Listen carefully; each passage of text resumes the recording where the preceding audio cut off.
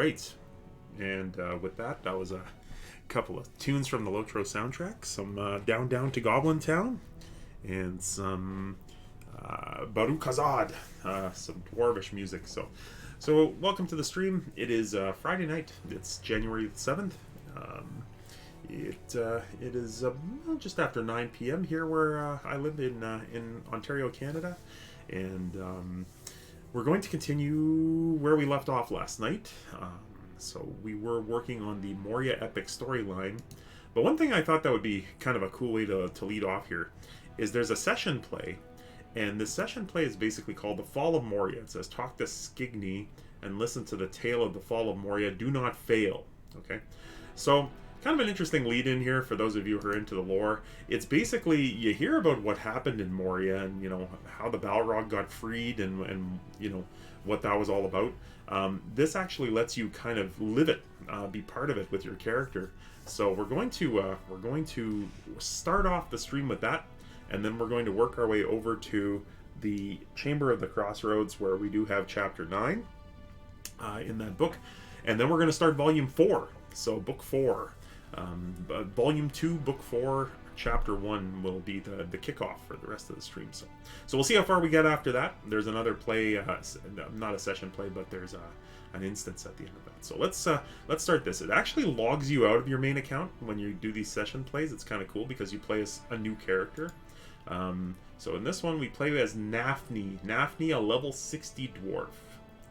Off we go. Waiting to enter session play. Gundabad! Fate of Gundabad is the latest expansion. That's the title screen for Lord of the Rings Online. And there is Durin the First.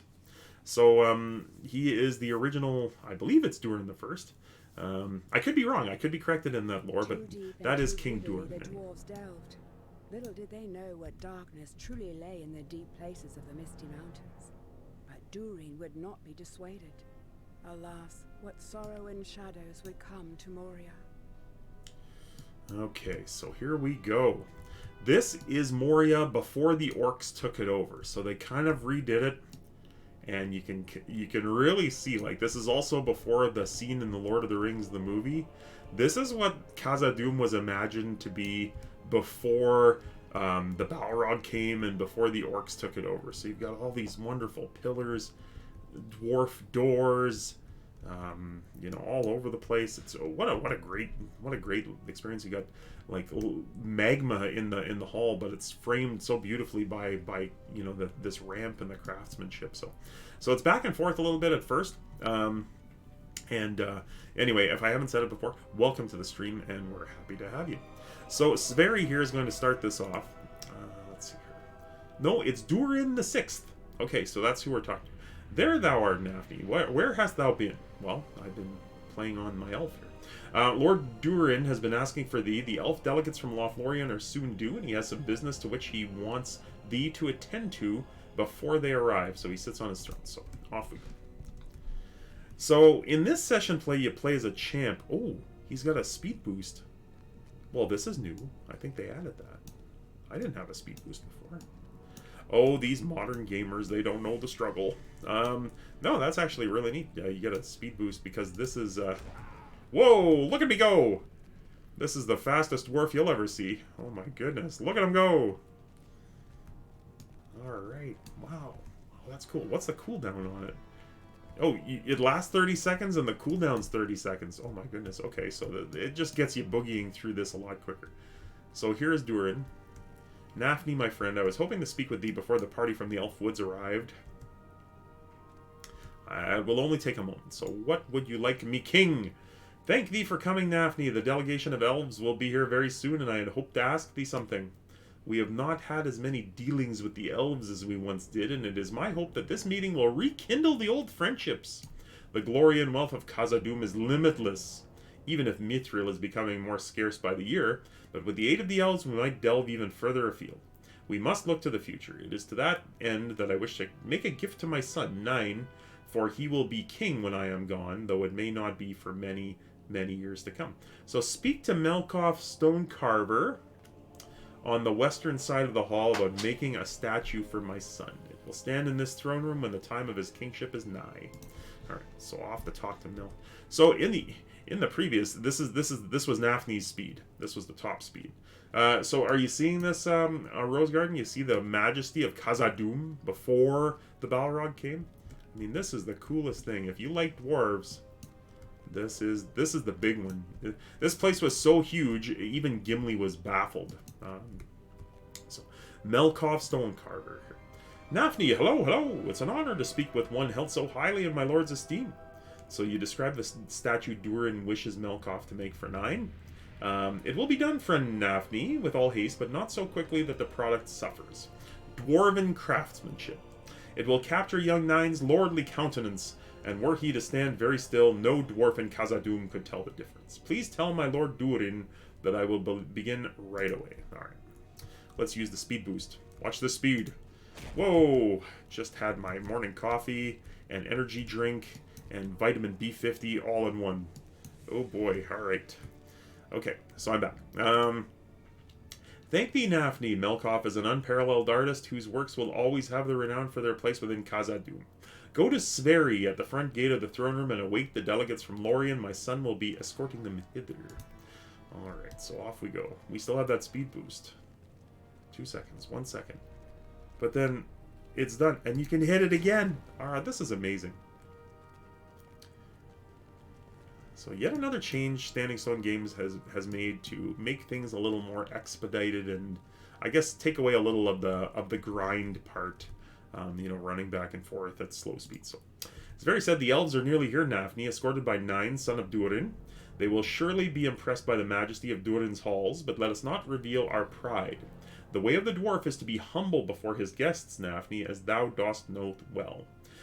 They shall not but help to marvel at the halls of Durin. I am marveling at the halls of Durin. So, do they not live among the trees? The great pillars of Durin's city are like to trees, but shaped from the very roots of the stone earth in stunning artistry. Ah, here they are. So there is Nine. He is the son of Durin the Sixth. Very good, Sverri. Nafni, come here. These are the elves, come to speak with my father. Would thou announce to my father that we have arrived? Sure. Let me just put on the jets here. Whoa, here we go. So forgive me tonight. This is you know, this was kind of a bonus stream a little bit. I wasn't actually planning on streaming tonight, but I had a good chat with a couple of my mods, and you know, we thought it would be fun. So I'm a little stuffed up. I don't think I have the COVID. You know, like as you know, if you watched the previous streams, there is COVID in my house, and we're isolating right now. Today is the last day of isolation. I think it's just because I've had a couple of late nights with Moria's drop. And I played until, you know, the wee hours of the morning, and I think I'm just a little overtired. But anyway, enough time for sleep later. Right now, it's time to talk to Durin. I thank thee, Nafni. I see that they have come, and I am ready to speak with them about the continued friendship of the dwarves. Right. Come closer, friends from Lorien. The hospitality of my house is yours. And Durin's, look at that cape. That's the 3 peaks of Moria and the stars of the Mirror. The lake outside of Moria. We thank you for the courteous welcome, Durin, King of the Dwarves. Thy son has been so kind as to show us some of the exquisite work of your people. Very good, very good. It is a joy to hear words of appreciation from such honored guests. Our peoples have been too long estranged. Ask anything of me, and it will be yours. Well, if I had a chance to ask something of somebody, you know. I've heard the rumor that the mithril of Khazad-dûm is becoming more scarce. Lies. Lies spread by the enemies of the dwarves. And then he catches himself. I am sorry. You must forgive my frustration. Such rumors wound my pride. Just this morning I received word more mithril deposits below our deepest delvings. I will show them to you that you may know the majesty of our mines. Nafni, come here. We will go at once and impress... Okay, so we're traveling now. Off we go to the deeps. This is the Moria deeps here. We are in the Shadowed Cave in Azanarukar. That is the location. So, right, we think there's mithril down here, but something has driven the cave claws wild. This cavern is deep and untamed, and something seems to have stirred up the cave claws and deep claws that burrow here in the depths. Be so good as to clear this cave of the beast so we may proceed to the mithril deposits in safety. Sure thing. Alright. It's time to fight. Time to fight some cave claws. Talk about your dwarf intro. Fighting in the cave.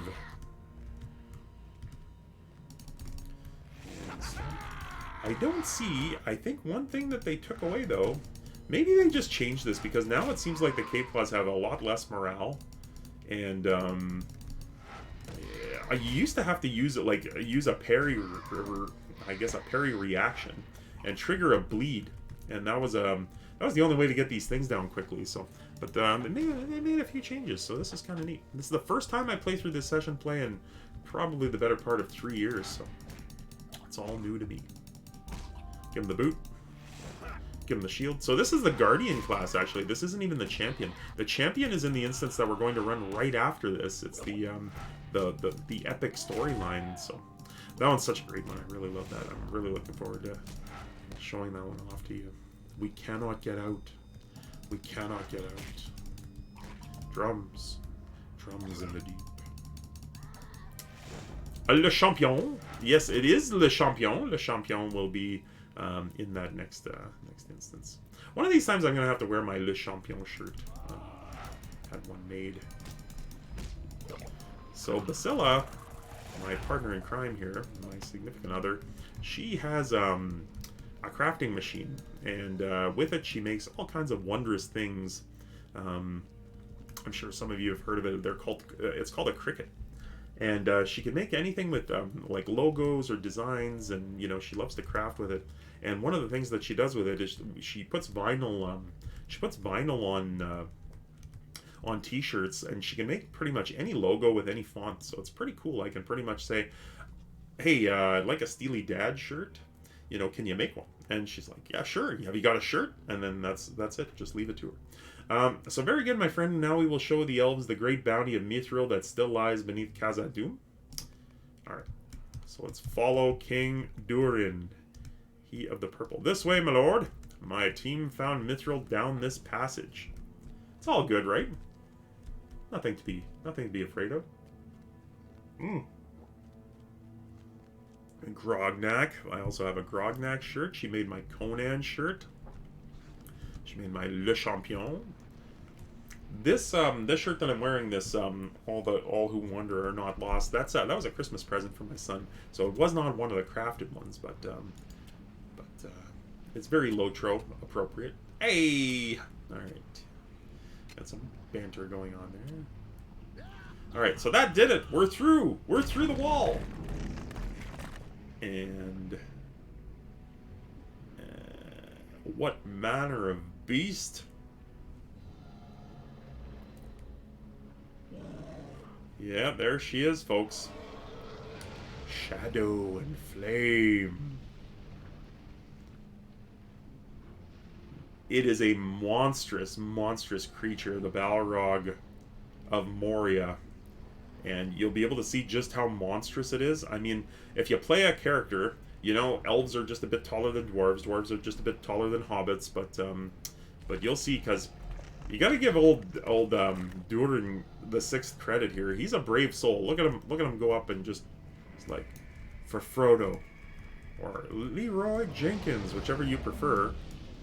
But look at the size of that Balrog compared to Durin. I'm gonna go first person here just so you can see this. Die, monster. They're giving her.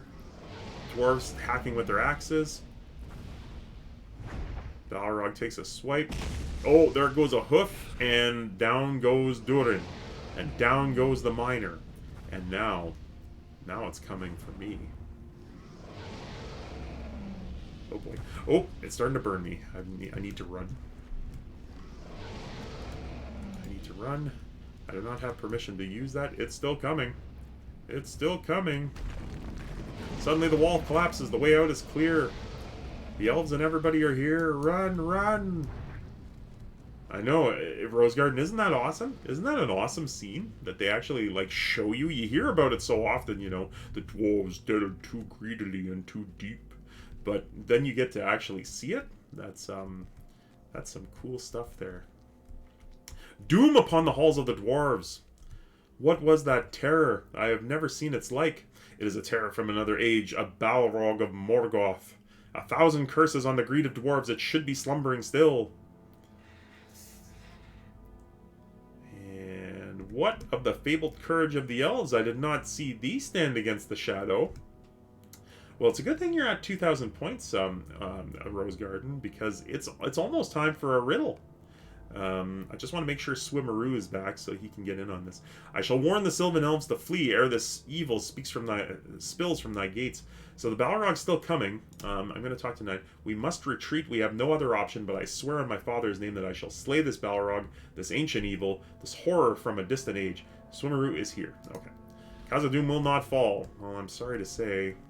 I cannot die here. Nafni, slow its pursuit. Sure, I'll just die for you. Yeah, that's no problem. Alright, they didn't actually show the Balrog kind of turn the corner, but that's what happens with that session play. So that's pretty cool. You get to see and play out that scene. You know, you were there when the Balrog was discovered and the dwarves delved too greedily and too deep. So, back to the game. And as soon as we get back, I'm going to turn in, and then we're going to have our first riddle of the night. It's riddle time. Yes, yes, yes. And I'm going to continue to do free riddles until we can set up a point system. And then we're going to set up a point system where you can actually buy a riddle at any time if you have enough channel points. So I think that's one of the cool things that we're going to do. So though Nine and his kinsmen stood against the great evil that slew Durin, they did not stand long. Nine was killed by the shadow the following year. So his son was killed the following year. And the dwarves were forced to abandon Khazad-dûm. Many of the Sylvan elves departed Lothlorien in anger and fear, flying southward and cursing the dwarves as they went.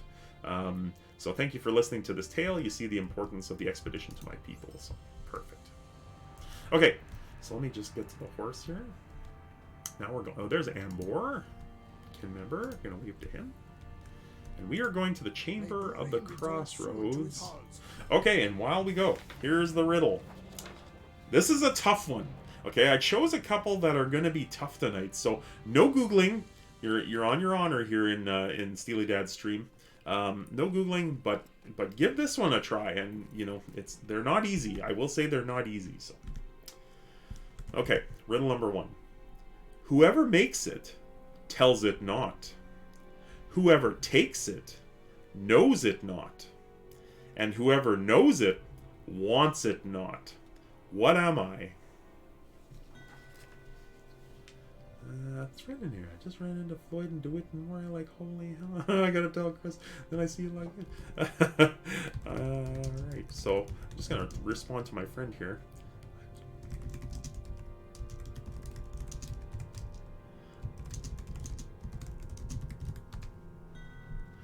Alright. A secret? No, not a secret, Swimmeroo. This one's a tough one, not gonna lie. I'll read it out one more time. Here's there's a secret in one of the lines. Well, all of the lines actually hold a secret to it. So, but here it is. Whoever makes it tells it not. Okay? Whoever takes it knows it not. Whoever knows it wants it not. What am I? And it's not a drink. No, it's not a drink. It is not. I will give you a clue. After a couple minutes, let's get the session play started here, and I'll read this out. So in this one, we get to play as Ori, one of the 13 dwarves of Thorin Oakenshield. So the final moments of Balin's expedition, lost many years ago in Moria. So again, this game fills in the blanks because we all saw the scene in the movie where they find Balin's tomb, and then they find the Book of Mazarbul, and Gandalf's reading from it. But anyway, and then. In this we actually get to play that, so they're kind of poison. No poison. No. Okay, so let's get this started here. So again, you get to play behind the scenes. You're one of those dwarves that cannot get out. I think if you've ever seen Star Wars Rogue One, you know how this is going to end. I'm just prefacing it that I'm not going to live through this, but anyway, keep guessing that riddle. I'll read it out one more time. Not a smoothie, no. Alas, that Balin, son of Fundi, believed he could reclaim Moria. This one here, we have a champ. Look at this headbutt, blade barrier, relentless attack, blade fury. The horn is my favorite. The horn of triumph. Bracing victory is a heal. I'm going to put that up there. Fire under the mountain, plus 15 melee damage if I'm in a big fight. And there is a big fight here. And thunder in the hall, 25% for 10 seconds. Okay, so we're going to do this. All right, ready to go. One more time with the riddle. And if you're just joining us, this is what we do here on the stream. We quest, we talk about the connection between the game and the lore of both the book and the movies. And we ask riddles. So here's the riddle one more time. Whoever makes it... Oh yeah, hey Energon. Yeah, I was mentioning that in the last stream too. He is. I wish. No, not fake diamonds. Not fake diamonds. I will say though that is a good guess. Whoever makes it tells it not. Whoever takes it knows it not, and whoever knows it wants it not. What am I? That is the riddle of tonight. So. Yes, you got it. Counterfeit money. Counterfeit money is the answer. So, Basila, you were almost there. It was, if you would have just said fake money instead of fake diamonds, you would have won. You would have been the big wiener. So darn, so close. But there's another riddle, so we'll ask that maybe at the end of this instance. We'll pose the second one here. So, Captain Ori, you have arrived at last. I feared we would be overwhelmed before you arrived, but with your strength, we may yet push back the orcs. Oh, that Balin were still alive! We have need of his leadership against this horde of orcs. We must move with one mind, or we will not survive the fall of evening. I was cut off from Loni and Nali during the last attack. We must join them on the far side of the Bridge of Kazadu, but many orcs have crawled up from the pit and stand between here and there. We must defeat them before more arrive. Listen to the music. I don't know if you guys can hear this music, but it's pretty epic.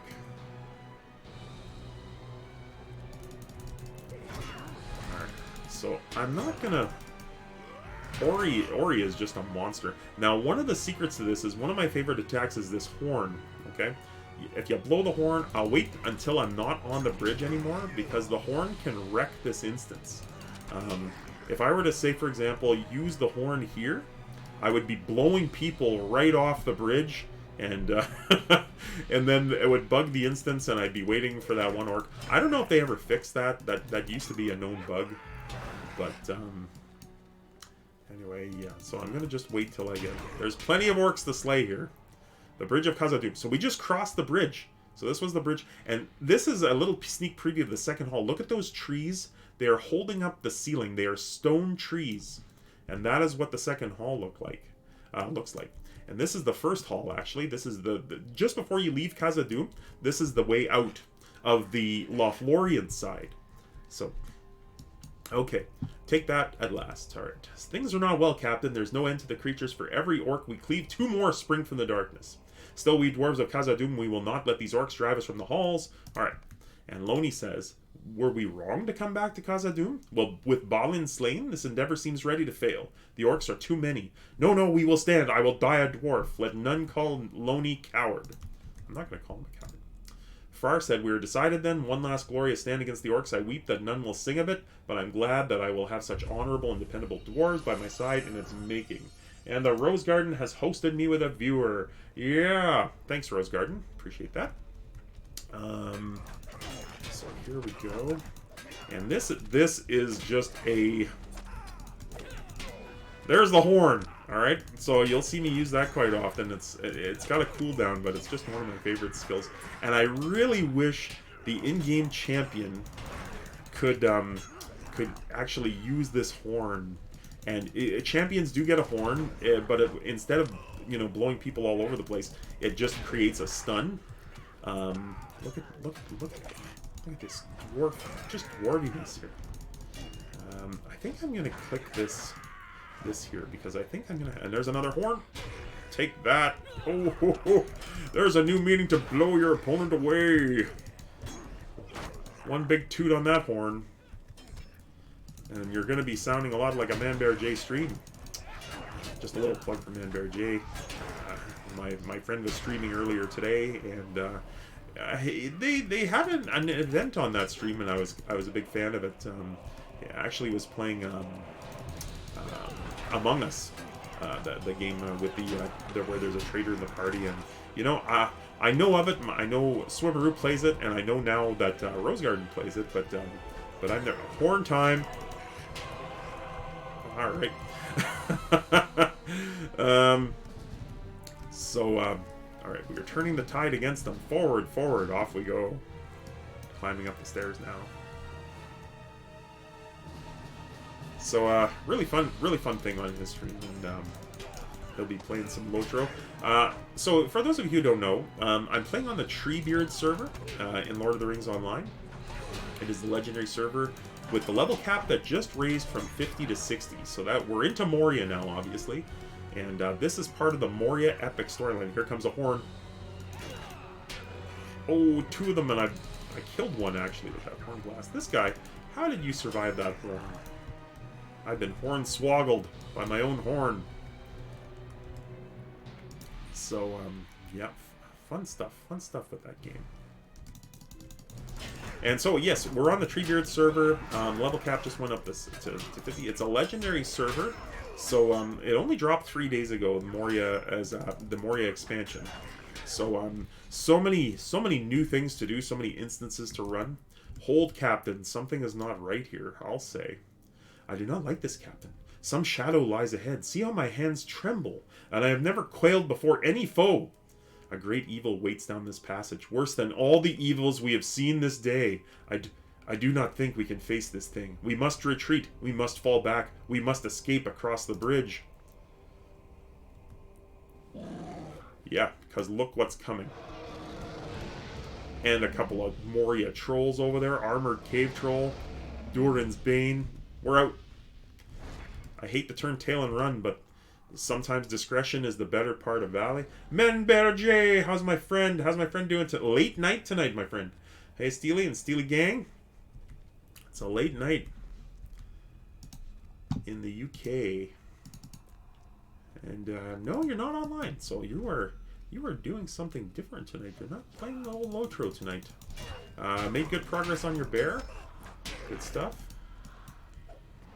I should have used the horn on those guys, but there's still more to do. So if you're just joining us, this is the doing great. Thanks. How are you? I'm my fingers are crossed, man, Bear J. I'm really hoping that I'm not coming down with the COVID. That I'm just a little tired from staying up late playing in Moria, and you know, maybe not getting enough sleep the last couple of nights. But I feel just a little stuffy, but it could just be I'm like that when I get tired. So Basila's honestly feeling a lot better today too. She's almost, you know, she still sounds like she kind of has a cold and is plugged up, but she's feeling much better. So we have to get you out of here, Captain Ori. We must retreat to the 21st Hall and hope that we can hold them off there. All right, Thiele. So let's see here. Thiele says, "I was not certain that you would still be alive, Captain Ori, but I rejoiced to see you. So I wanted you here." For our last defense, and I hope it's not 2. I really hope. I don't really want to catch it. You know, we've been lucky so far. It's just one of us that's gotten it. But we're still waiting for word from the scouts you sent west. So far, there has been nothing. And now the orcs have taken the bridge and the second hall and will close in on our position from all sides. We're certain to follow Frar and Loney and Nali, my captain, even if we hold out for a little while. Hark! Who is that? Is that one of the scouts? It is! He has returned from the West Gate. And Basila chimed in. So Basila's joining us on the stream tonight. She is recovering from the COVID Omicron variant, we're pretty sure. She says she's had much worse fevers and flus. It really knocked her on her arse for the first night, but after that she's pretty much been fine. Like a steady improvement. Not fine, but a steady improvement. So my captain, I bring sad news. The pool has come all the way up to the wall at the West Gate. So that's the pool of the Watcher in the water. Noble Owen's mission has ended. And in failure, in surprise, he was taken by the Watcher in the water. And the weapon he bore availed him not. The weapon he bore. There's an Easter egg right there. Good stuff. Overwatch. Having fun playing Overwatch. I know Swimmeroo and Rose Garden used to stream Overwatch quite often. So she's an Overwatch pro. Now the surrounding halls are filling with orcs, Captain. It was all I could do to make it back here, but it has been for nothing. Talk to Thiele. What can we do? It's hopeless. Well, Aragorn would disagree. There's always hope. Alright, so What can we do, Captain? We have no hope of standing against them here in the hall. They will overwhelm us with their vast numbers. Feely listens to your plan and his face hardens, his eyes stern and bright. You're right, Captain. We will retreat to the chamber of Mazarbul and make what stand we may. There we may last long enough to make them feel the sting of our axes and hearken our battle cries. Alright. To the chamber of Mazarbul. That's where we'll make our stand. So you can see now Moria is kind of a bit more run down than it was in the previous instance that we ran. We ran the fall of Moria. And, you know, we saw Moria in its early grandeur before the Balrog fight between Gandalf and the Balrog, before the chamber was kind of destroyed. This is where that original fight happened. So this is, and before I talk to him and set this off, I'm going to show you. This is Balin's tomb. And this is what it was like before the battle. So if you remember this room from the movies, you can see that there was a light shining on the casket, and it was all rubble, and there were dwarves all over, you know, dying and dead, and you couldn't really tell the floor. All the spears and swords were rusty. Not so here. This is the Book of Mazarbul, first person. Look at the size of that book. Hey, Killer, welcome to the stream, my friend. Hope you're having a good night. Welcome aboard. And we are doing the instance in Moria. We cannot get out. And you can see, here's another trick. Well, they're blocking me, but you can see that the path leads on. Now, when we did an earlier quest in here, you could see that the rubble had completely blocked that door. That's the door that they left after they fought the orcs, and then Gandalf tried to hold it against the Balrog, but the Balrog blew the door open and the roof caved in. So the Balrog and the orcs had to find an alternate way around, while Gandalf, who basically almost fainted because of the pressure of maintaining his spell, and then his spell was broken by the Balrog, needed a few moments before making their way down to the first hall and trying to escape. So a little bit of kind of legacy there. But this is that room, and that's the door. So okay, so I'm playing here. I am playing as Captain Ori, one of the 13 companions of Thorin Oakenshield. Feely is here. Now that it comes down to it, Captain, I grieve that our return to Moria has been so brief and so full of sorrow. Was Balin wrong to lead us here, and to escape that whatever curse lay upon these halls had been lifted? It is too late now to ask such things, but I would not have this hopeful journey come to such an end, to be forgotten forever, to come to nothing. Captain Ori, I beg you, finish writing our account in that book. There it is on the tomb we erected for Lord Balin. It was begun by others, but it would be, I would have you finish it. So he does not want our fate to be forgotten. So here it is, folks. Those words, drums in the deep. We cannot get out. The watcher in the water took Oin. We cannot get out. I'm writing the Book of Mazarbul right now. They are coming. Survive the orc assault. Here it comes, folks. I'm gonna hit this button, get some fervor going, and then I'm gonna toot my own horn. Yes, that's right. What a great skill. I truly hope at some point that they decide, you know what, let's just give all champions that skill. I mean, they've already given us so much more DPS. I know my champion Brognak just feels like he's partaken in some steroids because he's gotten so much more powerful just after the last update. So, all right. Now, am I by myself? Is that it? There's no other dwarves? Okay, so here is Mazog. Mazog is a Lord of the Rings Online creation. He is the son of Azog. And he basically took over control of the orcs of Moria after Papa died. There, you take that, Mazog. Take that horn. I'm expelling gas right out of the horn. So let's see here. See if I can get that. So let's read the chat here while I flail away at Mazog. I'm gonna use a heal here. Alright, just heal a little bit. My Highland cow is coming. Oh yes, you're talking about that horn is not supposed to be used for that. Well, my friend, maybe you use flutes in your kin, but toot. There we go again. That horn is one heck of a gas expulsion tool. Let's just leave it at that. So the funny thing is that this, oh boy, and you're gonna see how this is gonna end in a moment. I am just being, the trolls are here just to make sure I don't get out. Completed instance, we cannot get out. And that's it. What a great little instance. And they're still wailing on me, but no, there's the Fate of Gundabad screen.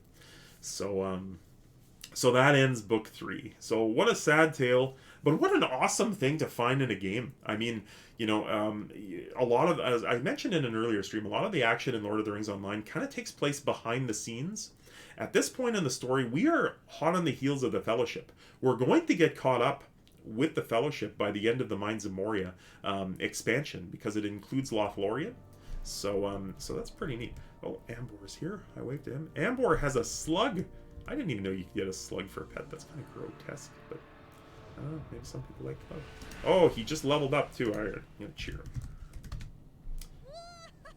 Level 56. All right, Bosi. I do not know if there is hope to be found in the leaves of Mazarbul, Mercial, I could not see it. If we are to survive where Balin's dwarves did not, we will need to prepare for the coming storm. It may not be possible, but we will at last make a stand. The company of Balin, son of Fundin, came to a foul end in the dark halls of Moria. Durin's bane is gone, but many orcs still dwell within those halls.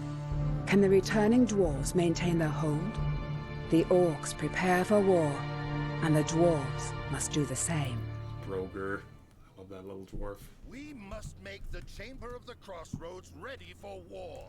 Alright, so that's our next mission, folks. We're keeping on with the legendary books. We must make the Chamber of the Crossroads ready for war. Alright, so I'm taking that order, and you can see my objectives are aid Slothy with his preparations, aid Sigdan with his preparations, and aid Thalfi with his preparations. But before we aid those people, it's time. It's time for riddle number 2. So here we go. This is an interesting one. I really enjoyed this. So no, absolutely 100% no Googling. Everybody's on their honor here in this stream. No Googling. You know, try to puzzle it out. This is a good one. If you've heard it before, and Rose Garden, yeah, you're banned. You've been banned.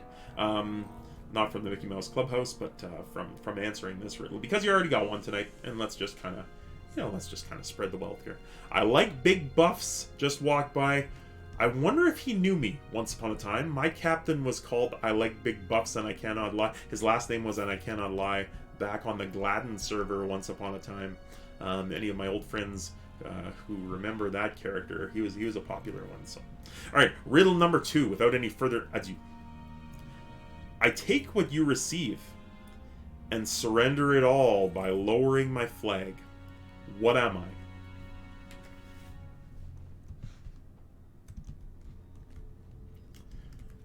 So let's see here. Let's go up here. Slothy.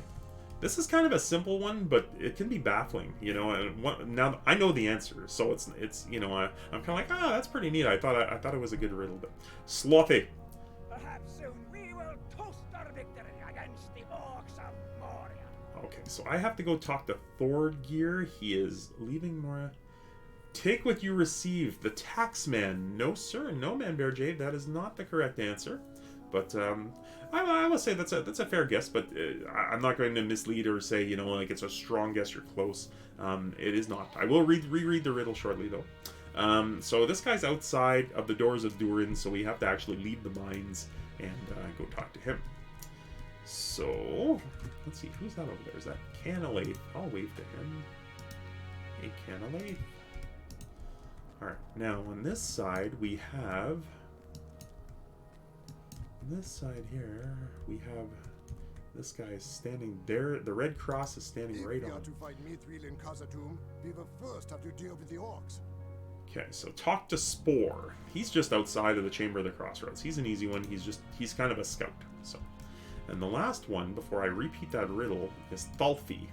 Thalfi says... and speak with me. Thalfi says find the bottom of the well. So we'll do that. The hard way. So let's go do the other ones first. I'm going to take the horse to the entrance of the mines here. So I'm going to go 21st Hall, and I think from there... oh no, this one goes to Durin's Threshold. So I'll just take the slow horse, and in that time I can reread this. So here we go, folks. Riddle number 2. I take what you receive and surrender it by lowering my flag. What am I? It's actually really cute. I will say this. This is a kind of a cute riddle. It's a 2-line riddle, you know, and you'd think, okay, well, that'll be easy. Swimmer, are you still here? Are you still puzzling it over? My mod, my co-favored mod. Man Bear answered. He did, yes. So Basila's yelling at me out in the living room, and he said, "Man Bear answered," but I already saw that one. Okay, so and it was the incorrect answer, Basila. It was the incorrect answer.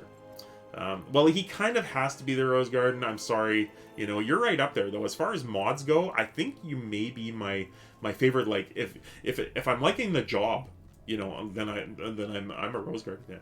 Cricket Kanan, good evening. Good evening. You're just in time. We just posed a riddle. Not sure if you've heard it before you logged in or joined the stream, but we are journeying through the mines. We're doing Book 4, Chapter 1, aiding the Dwarves with their preparations for war. This one is, I remember it being all over the place, just all over the place. So, he has to be because he's your son. And me and Dom are in second place because we're your cousins. Yeah, you're all still family, so that's good. That's good. You know, having a family member for a mod is it can be really good, because if I get angry at her and I tell her, you know, just like, you know, sorry, you're not my mod anymore or whatever. I mean, she's my cousin, so I can't just say, well, I'll never see you again. You know, so family member, you know, that sort of thing. But anyway, I'll read that riddle one more time. I take what you receive and surrender it all by lowering my flag. What am I? No Googling. No Googling this one. Be on your honor here on Steely Dad 2021 stream. Rose Garden, that's your cue. Actually, let's do one of those stream links. So, you know, if people want to watch an old stream, they can watch it on the YouTube channel. So we'll link that. Go over there and hit the follow button or whatever they call it on YouTube. I'm really not sure. So that's a good idea. And for those of us who are for those of you who are with us tonight, welcome to the stream. We've done two straight session plays to lead off the stream. We did the one that was the fall of Moria, or like the original fall where the Balrog breaks out. With YouTube, it's the subscribe button. Okay. I think isn't it the subscribe button now for Twitch because of this change? Critique Kanan, a mailbox? Ding, ding, ding, ding. That is the correct answer. It is a mailbox. Congratulations. Answering the riddle. So that riddle again was, I take what you receive and surrender it all by lowering my flag. So, you know, the mailboxes have the little follow and sub. I see. Okay. All right. So anyway, if you're joining us tonight and you like what you're kind of hearing and you want to be a part of these fantastic riddle games, you know, go ahead and hit that follow button if you haven't already. And I thank you all for joining us tonight, and all those who followed and those subscribers. Just fantastic. This little stream that was just, you know, something to get me through some lonely nights while Basila was working late. And well, hello, Diesel. Well, hello. Are you ready? You want to come up? Oh, you're itchy. You're an itchy cat. All right, one moment. Might have an appearance. Come on. Come on. Yeah, come on. Don't be shy. Yeah. Everybody wants to see you. Oh, everybody wants to see this 22-pounder. Oh, my jolly little orange friend here. Look at him. So this is Diesel, my orange tabby. And he's been my companion. Not so much in the stream. He doesn't really like to hang out in here too much. He's more of a couch guy. But yeah, so. And all right, so I'll let Diesel go. So, but anyway, thanks Deez. Thanks for stopping by. Thanks for being part of the stream. We gotta get Kayla back here. So let's see here. First time chat from the viewer. I was about to guess toilet. Well, that would have been a pretty cool guess, I must admit. You know, and I take what you receive and surrender it all by lowering my flag. That's actually pretty darn cool. Great guess, Wicked. Yes, I missed that. And thanks for joining, and thanks for that first time chat. That was, what a way to make your presence known. Superb. So that would have been my guess if it were not for the flag part. So I did, to be fair, sometimes I have this habit of just, like kind of overlooking. I'm not a rube, but I always kind of think, I rarely let my mind just slip into the gutter, doing things like this, or into potty humor, but that was actually superb, and I think I'm laughing more because of how good it was. So, and Gondaman has followed. Welcome to the stream, Gondaman. I certainly know you from my friend's stream. Hi all, hi Gondaman, and we actually, Gondaman, we were in you.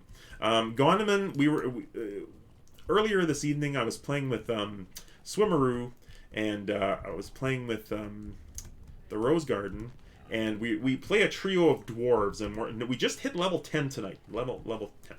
So we are actually in Gondaman. The trio of dwarves were in Gondaman. We've gotten some pretty fun looks just from people who have walked by and then do a double take from seeing like 3 dwarves. So that was kind of funny, but a couple times, and having fun with those characters. So, all right, let's see here. Gondaman, thanks to Rose Garden, Wicked Fast. Yes, thank you, and hello. So let's see here. So he's got food supplies on this wagon, so we have to bring them to Slothy. Slothy is in the Chamber of the Crossroads, so we're preparing for war. That's the topic of this one. So that has a checkpoint, so we can head back there. And let's see here. Chamber of the Crossroads. Yes, that's where we're going. So I have a long journey back. I only copied out 2 riddles tonight. And there was a reason for that. It's just because I thought, one moment. I thought that they were good riddles. These were. I thought they were just complicated enough to kind of give pause. And the first one did, the counterfeit money riddle. I thought that was excellent. But I didn't prepare anymore. I think. Actually, I gotta blow my nose. So one moment here. I'm gonna mute myself.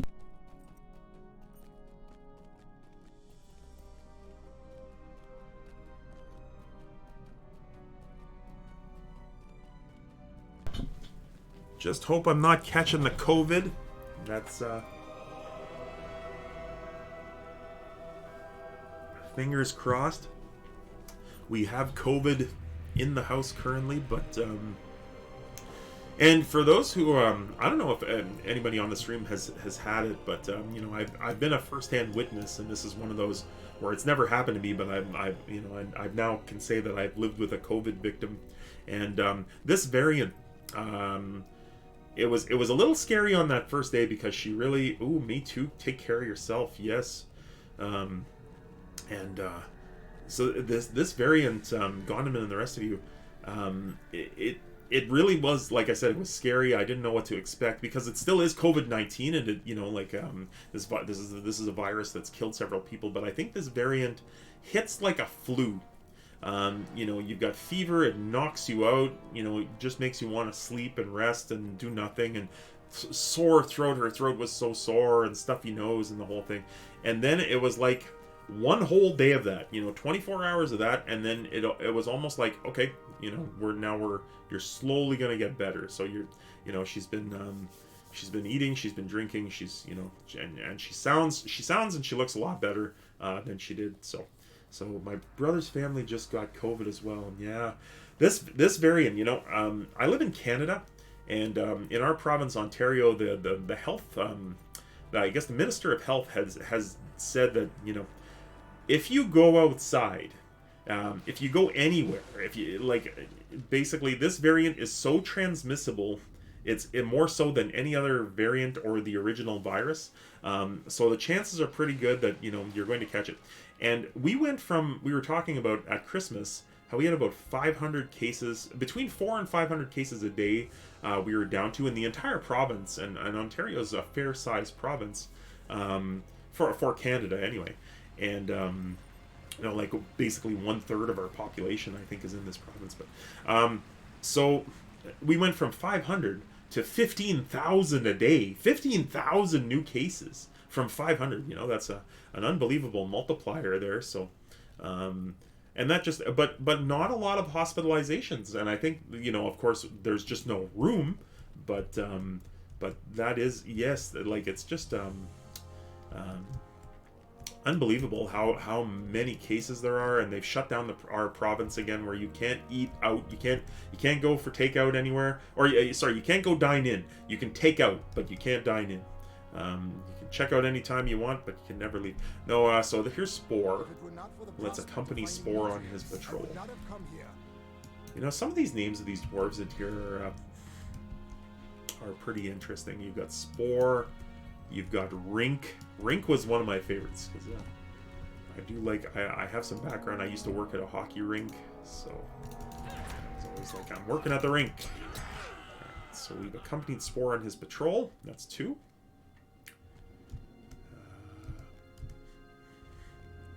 So how are your brother's family? Are they experiencing something similar? Like you know, do they have heavy duty symptoms? Or are they just kind of convalescing, taking it easy, you know, drinking, like, treating it like a flu? And Steely, I'm SMRT. I've been doing my painting by candlelight. I forgot I have my LED lights. SMRT, my dear. SMRT. And yes, Basila got it from work. One of her coworkers I think she went out to the pub. She was playing some trivia. Maybe she picked it up that way. Maybe she picked it up from her family, who picked it up somewhere else.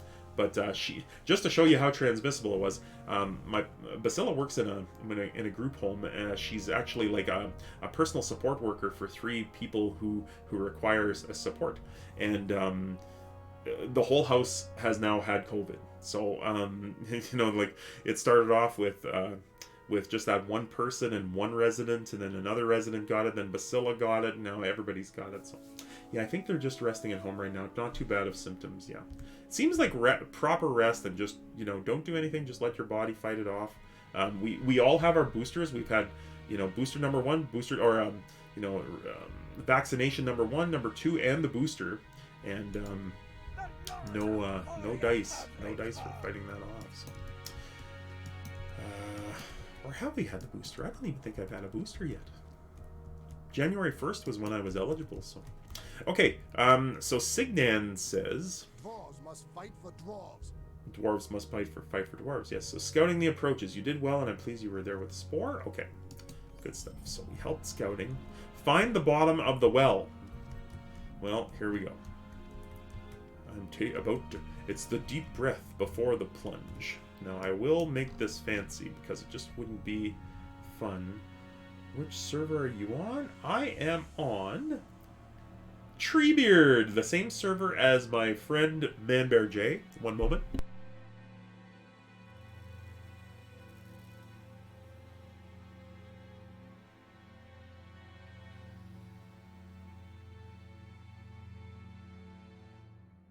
Alright, I'm fighting the good fight here. I'm fighting the good fight for you folks for this stream. And Swimmeroo and Rose Garden were there. She's like, pump it up, you know. So, ooh, you're already 60. Good on you. So there's a story behind that, and I'll get into it in a minute. And don't let me forget it, Swimmeroo, because this stream could also be called Unfinished Tales. I can't get my booster till my neurologist says I can because of MRIs and medications. Yes. Yeah, so I really have no excuse. I'm due. But, yeah, I'll tell the story of that. So I'm going to backflip right down this well. So here we go. I'll see if it's going to work. Hit the enter button. And unknown command. Oh, maybe I just flip. Oh, there we go. Flipped right in. Yes, by all means, you know, we Treebeard swimmers. Guess what? Burglar Fall did not help me there. I died. Fell down the well. Got a title. Well traveled. Yep, I found the bottom of a well. The hard way. So I'm gonna have to retreat here because it's misadventure. Oh, what a legend! Well done. Yeah, that you gotta do things with flair. You gotta do them with style, you know. And Savannah, the Feast Beast, joined me in that You're welcome. I have to set up the command. So, okay. Yeah, so by all means, follow my friend Manbear J. His stream is extremely entertaining. I don't normally... Thank you, Manbear J. Thank you very much. I try to be... Now, let's not get Killer too excited here, but I do try to be professional. And I do try to, perform, I was sad I missed Manbear J today, yes. So, I don't normally stream during the afternoon, but only in the evenings, but it's a great lead-in, It's kind of like he's finished streaming, and then I'm like, I wonder if he's going to be up a little late, and check this out. But yeah, it was a good stream, and I highly recommend checking it out. Different stream. Just gonna preface it with Manbear J. Anything goes there. It's an R-rated stream. There's some events that are just kind of, like, did he just really say that? Are they really doing that? But it's all good fun. It's really good fun. There's no other way to put it. Not always clean, but yeah, it's good fun. So yes. So my story. Why am I level 60? Why am I level 60 already? Let me just find out where I'm going here. Okay, I'm still a ways away, so maybe I should just mount the pig. Not in that way, just like my boar here. So little crude humor there. Anyway, so what's happened is because of the COVID and when Moria dropped, it just so happened that those were like the worst days of the symptoms. So it's kind of like she's just relaxing, and then she's going to bed early. Well, I don't want to be in there, and I don't want to disturb her, wake her up, keep her awake by tossing and turning if I can't sleep. And Moria was out. So, those factors all combined, and I'd have to say Moria was like maybe just like 1%, Rampage is on. Yes. So, yeah, I forgot about that. So she's entertained in the other room. So with that factor, the very first night Moria came out, or the very first day, I did a 7-hour stream that day. 7 hours. It was arse punishing sitting in the chair for that long doing the stream. I don't take many breaks, so I'm good for a break maybe once every 2.5 hours or so. But that was the longest stream that I've done by probably about 5 hours. I normally stream for about 2 hours. So finished the stream, and I was like halfway through Moria, and I was really digging the stream. I was having a lot of fun, and when I came back, I just thought, I'm just going to keep on going. And I kept on going, and I kept on going. And at about 1 o'clock in the morning, I was level 59.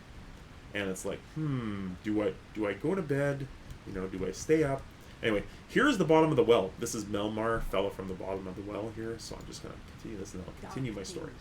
This is it. Do you see that hole in the cave ceiling? Holy cow, I was a man on a mission. Absolutely. And there's another kind of factor that enabled me to do this, and I'll talk about it in a second. So that's the bottom of the well in the Chamber of the Crossroads. I don't think we need to worry about orcs climbing up. Oi, draw your weapon! Alright. Seek higher ground, many foes approach. So I purchased the Gundabad expansion, and once upon a time I purchased the Minas Morgul expansion. So I had 2 earrings that gave I think a 25% bonus, and with both of them they do stack, and I think that negates Treebeard's minus 60% almost. I basically, I think I'm taking minus 10% XP on my quests. That might not be 100% either, but those buffs are nice, yes. And I also had the token, the pocket item.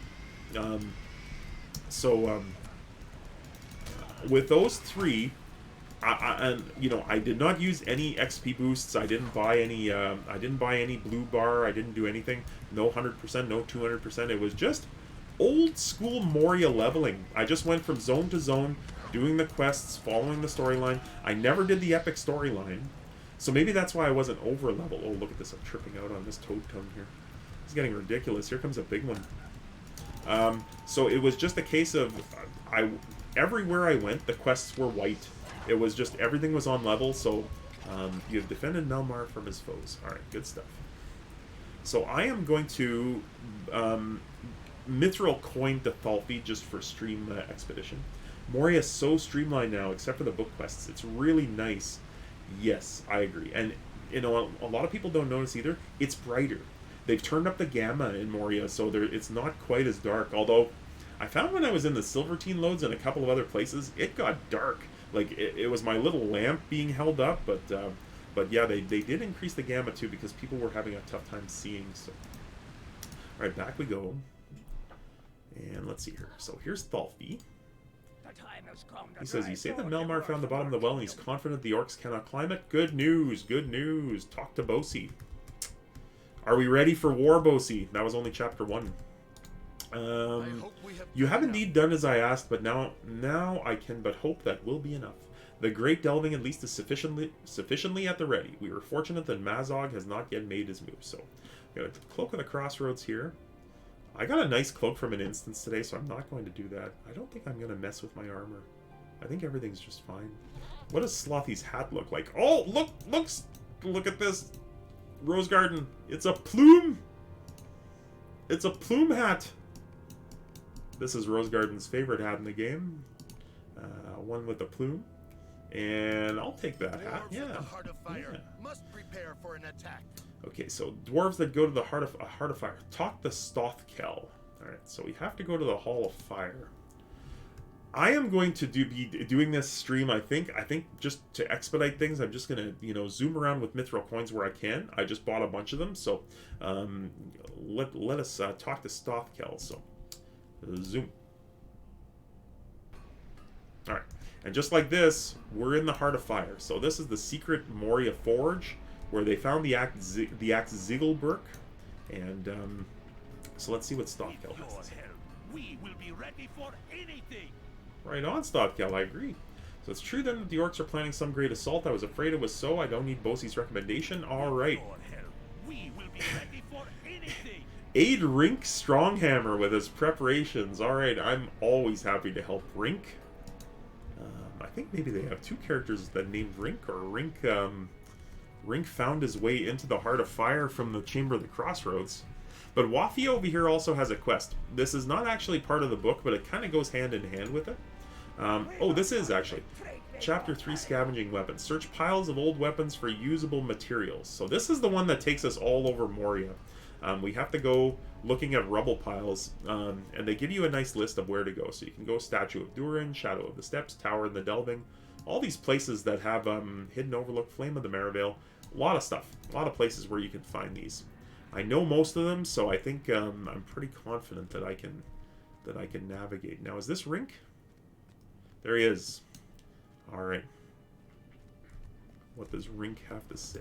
What foul and nameless things Defeat Goblin runners in the Waterworks. Perfect, because that's where we usually pick up the last of the old weapons. So a couple of missions here. Search piles of old weapons for usable materials and defeat Goblin runners in the Waterworks. So that's what we're doing. This is Moria Epic Storyline Volume 2, Book 4, Chapter 3. I believe this chapter has 7 parts, so we're almost halfway done. So thank you for joining. This was a kind of an impromptu stream. It was just kind of I was playing earlier with my 2 mods, and they said, are you streaming? And I said, well, maybe I will. Maybe I will. So I'm enjoying it. I go back to work next Monday. Monday the 17th, I think it is. Is it the 17th? No, Monday the 10th. That's what it is. So Monday the 10th, I go back to work. So it really shouldn't change anything. I mean, I do work from home. I can't play while I'm working. At least I can't do anything serious. Sometimes I just log in and just craft. But and impromptu streams are good streams. Yes, sometimes they're the best streams. And sometimes I think I was thinking about this too. And there's a pile of old weapons, and it's all the way down there. I wonder if I should just... Yeah, I'm going to jump. Burglar! Safe fall. Alright, made it. Alright, let's pick up this pile. So this is the pile that we're looking for. There's 1 of 8.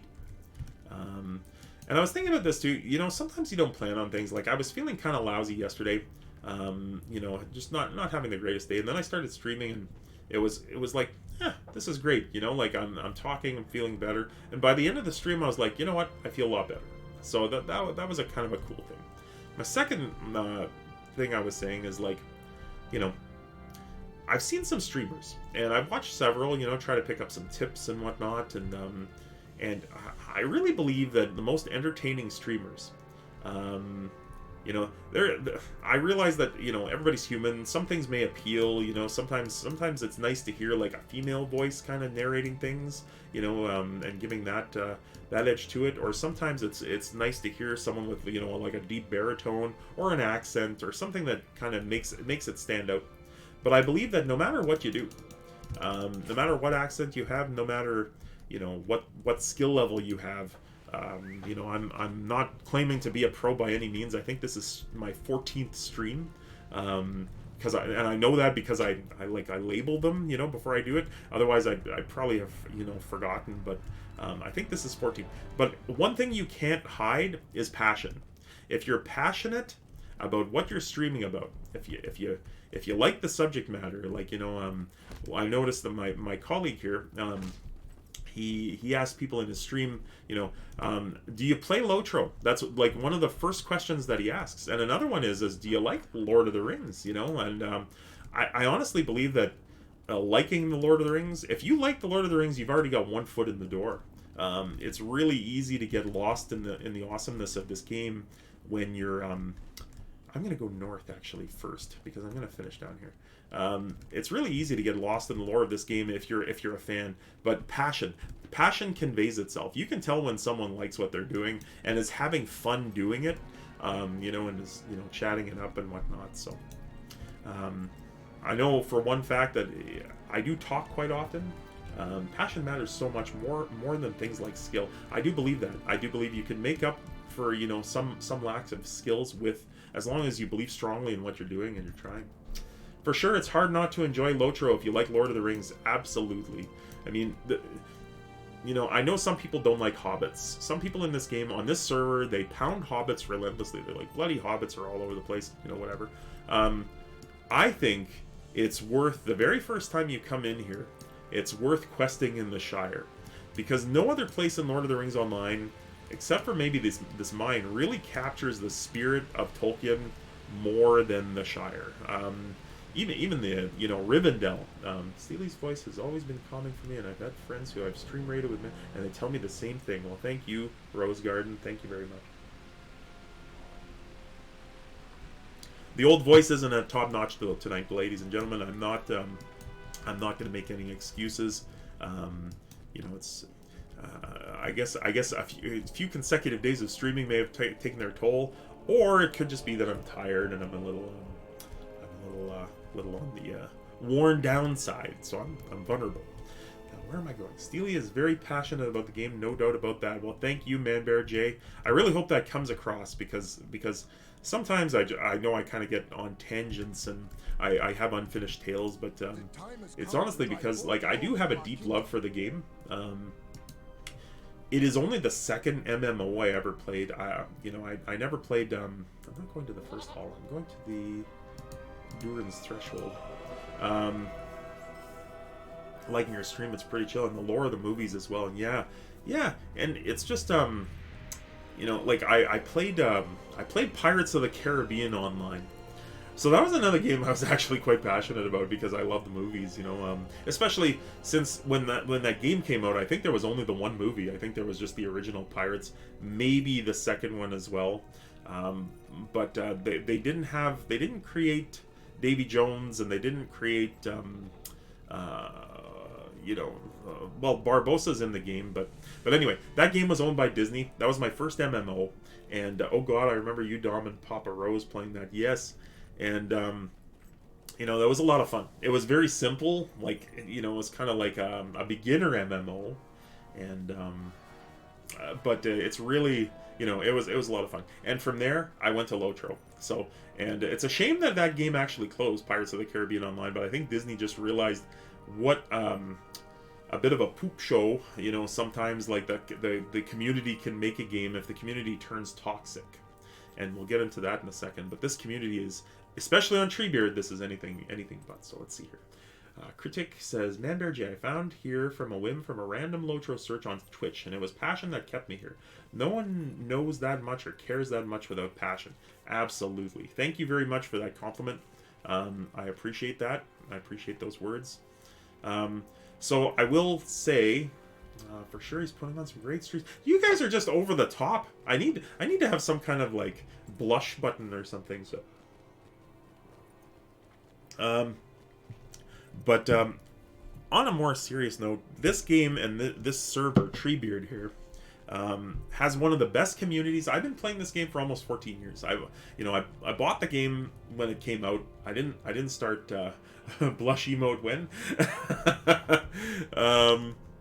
Let's see here. Where am I going? I know where I'm going. Right over beside those stairs, I think, is where it is.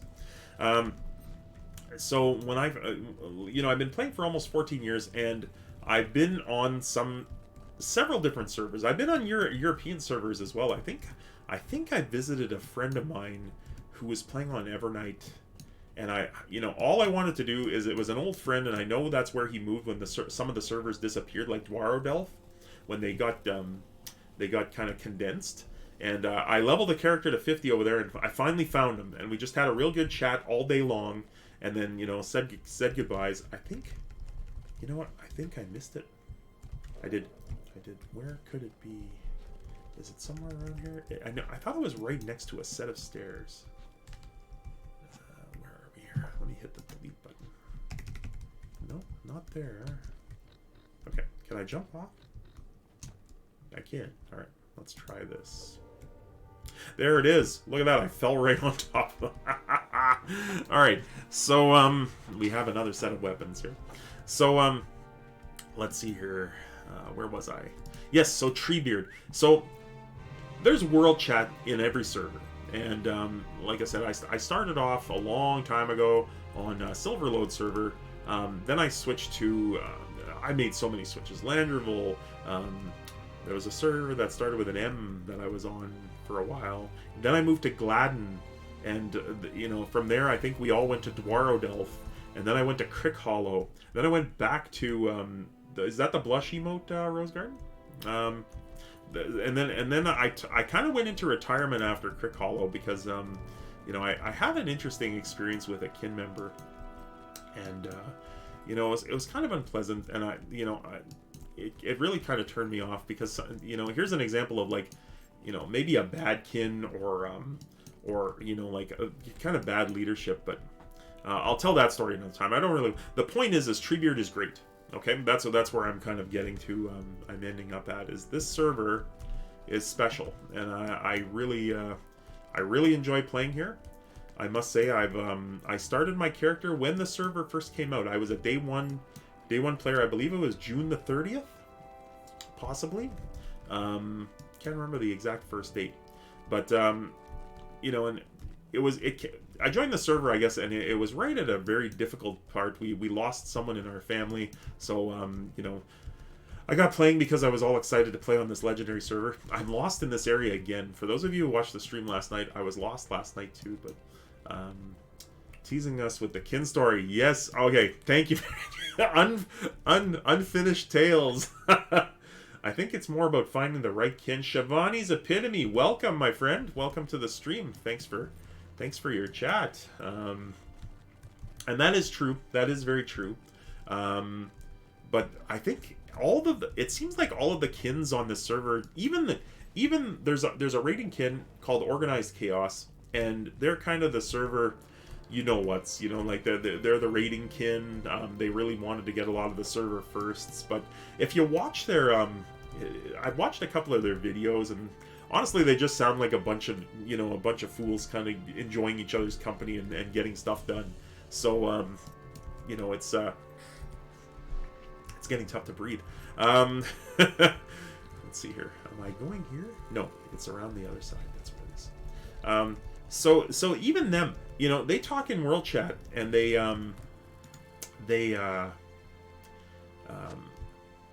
don't ruin anything really. They just have some banter in world that they really could just, they're just talking to each other on the world chat. So they're kind of like, maybe asserting themselves. Maybe they're like late teen boys, and walking the walk, and like, look at me, I gotta kick our first age weapon and whatnot. So, or we got all this done. Whatever their story is, they're really not that bad. I have seen some awful players, and I have read some awful players, you know, and I'm lost again. In this game, I know where I am. I'm at the bottom of the Dolven View. Okay. So I've seen some awful players, some awful kin chat, or world chat things, and harassment and swearing, and, you know, it's awful. I mean, it's a game. You know, you're here because you want to play a game. You paid to play this game. And that's a difference, too, on Treebeard, is it's not free to play. People who are here have to pay a sub, or they have to have a lifetime subscription. So, give me one moment. Gotta blow my nose again. One moment.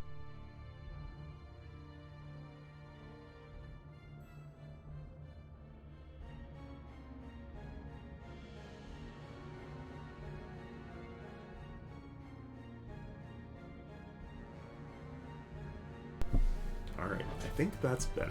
I actually do.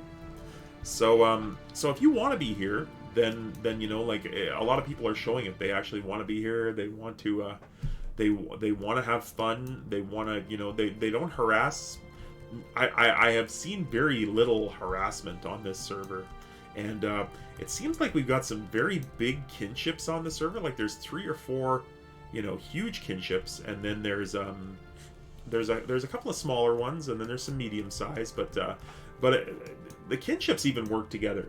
Like, I have been in kins. Here's an old experience. I've been in kins where we've tried to develop an alliance with a fellow kin. You know, and just we've created like a Lotro chat channel, and there's another pile right here. So we've created the chat channel. You know, we've done as much as we could to kind of facilitate this alliance, and I know where there's one more in here too. It's the site of my death. Anyway, and you know, the alliances never really worked on the old servers. It was just like, nah, we're just gonna run stuff with our kin. You know, the whole idea is that you fill out a raid with your own kin, and then you ask the other people in the alliance, hey, do you want to join? And then they, you know, they kind of either join or whatever, but they're kind of the first option before you have to go to the looking for fellowship channel, or, you know, the world channel. Now that they've switched we used to have, here's a back in the day, for those of you who used to play, all right, I made it, in the old days, every server had a GLFF. It was Global Looking for Fellowship, and it was the pre-World Chat World Chat.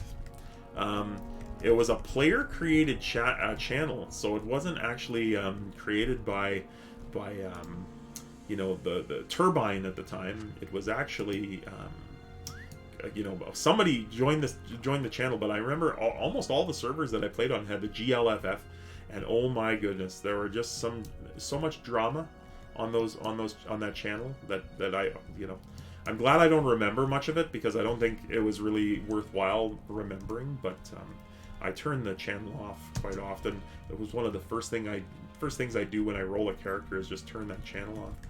So, and I think that's it for this area as far as weapons. We've got 5 of 8 weapons. This is a long runaround chapter. And anyway, before I kind of go on, and let's see here. Manbear J said, teasing us with the kin story. I'll tell you about that kin story right after this. Anyway, thanks for joining. Thanks for sticking it out. You know, we are in Moria. We're in volume 2, book 4, chapter 3. And this is quite the long chapter as well, so we'll get through as much of it as we can. Maybe we'll finish it. I guess we'll see. Okay, so the kin story. So I was part of a kin on Crick Hollow. I will not mention the kin. I will not mention the kin leader by name, but some of you may kind of figure out who it is just by description, because it's honestly a sad tale. So you know, pull up your chairs. You know, it's not a tale of excitement, but you know, hopefully you have a nice you know, like late tea or something to kind of relax you, because this is a good one. So I joined this kin, and just due to my knowledge of raiding and whatnot, they asked me to become the kin's first raid officer. So this kin had several officers' roles. This kin was great, by the way. They had a band, and the band actually had band practice. You know, it was like, okay, 4 o'clock, the band practice, and you know, the people who were part of that were led by the officers, and they had kin house band practices, and that's one of the things you can do. You can put on concerts in this game, so pretty cool stuff. but there were all kinds of officers for different things. There were crafting officers. There was, weapons and armor officers, gear, farming, like who makes the kin food. It was quite organized, and it was well done. But a lot of the things that were done when I got there. The kin leader was on hiatus. Now the kin leader was on hiatus because she had cancer, and it was terminal cancer. She was fighting the good fight, but she did have cancer. But so she was away, and when she came back, human nature is what it is. Like sometimes I've had this happen at a job where, because the manager or the general manager or the HR person was hiring you, or a manager hired you while the HR person was on vacation, immediately there's a dislike. Like, it's just like, well, I didn't want this guy, I didn't interview him, I didn't, whatever. And I think some of that happened with this kin leader. She was just like, who's this guy who's the officer in the kin now, my kin and whatnot. And so I was always kind of like I am now. I try to be cheerful and pleasant in the kin chat and whatnot, and helpful as much as I can. But I think it was just a case of like one of those where she just honestly did not want to. She did not want me in the officer position because she didn't put me there. So long story short, it was Christmas in 2013. And my son was visiting. My son lives with his mom in a different town. And my son was visiting. I had him that year for Christmas. So I told the kin, I made a note, and I said, I will not be playing for a couple of weeks because my son is visiting. And unfortunately, and maybe it's just something that I really don't know the explanation, but this is what happened. I was demoted. Down all the way down to a recruit. And it was actually kind of in the charter that, if you're going away, let someone know so we don't demote anybody. But I was demoted all the way from officer to recruit because I was away from the game for the Christmas holiday season that year. So when I got back, I logged in. I had no privileges. I had nothing. And I had a note from the kin leader saying, we noticed you haven't logged in. Sorry, but you've been demoted. We expect officers to be present and whatnot. And it's kind of odd because I didn't mention, like, I did send a note to her even though she was just kind of coming back. So that really turned me off to Lotro. Not only just from the kin, but like it was kind of like well, that's really crappy. Again, I'm passionate about things. And I was more passionate when I was younger, but I was like, my family comes before this game.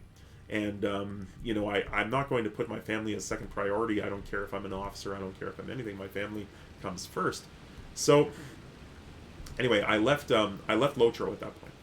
And I did get a mail again months later, and it's like, I'm really sorry about that this happened or whatever.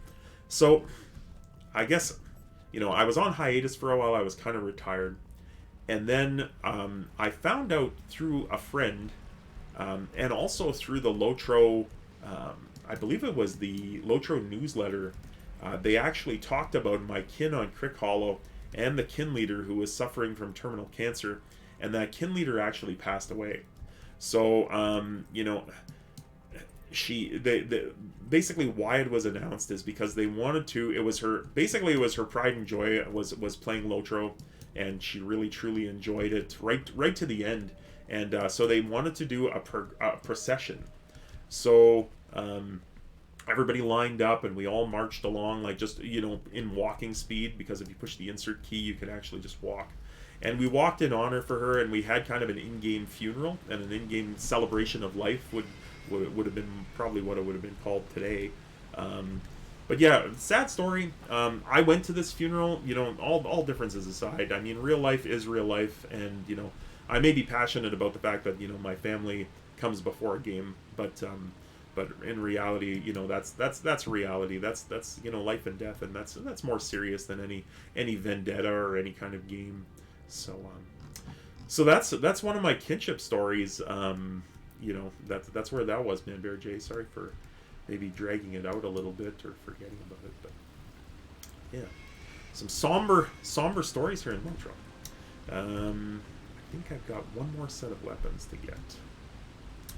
So aside from the story, hope you're enjoying the stream. I hope everybody's having a good Friday night.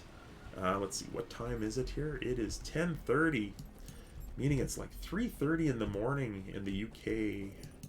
And oh my goodness, I wonder if Jay's still up. If Jay's still with us.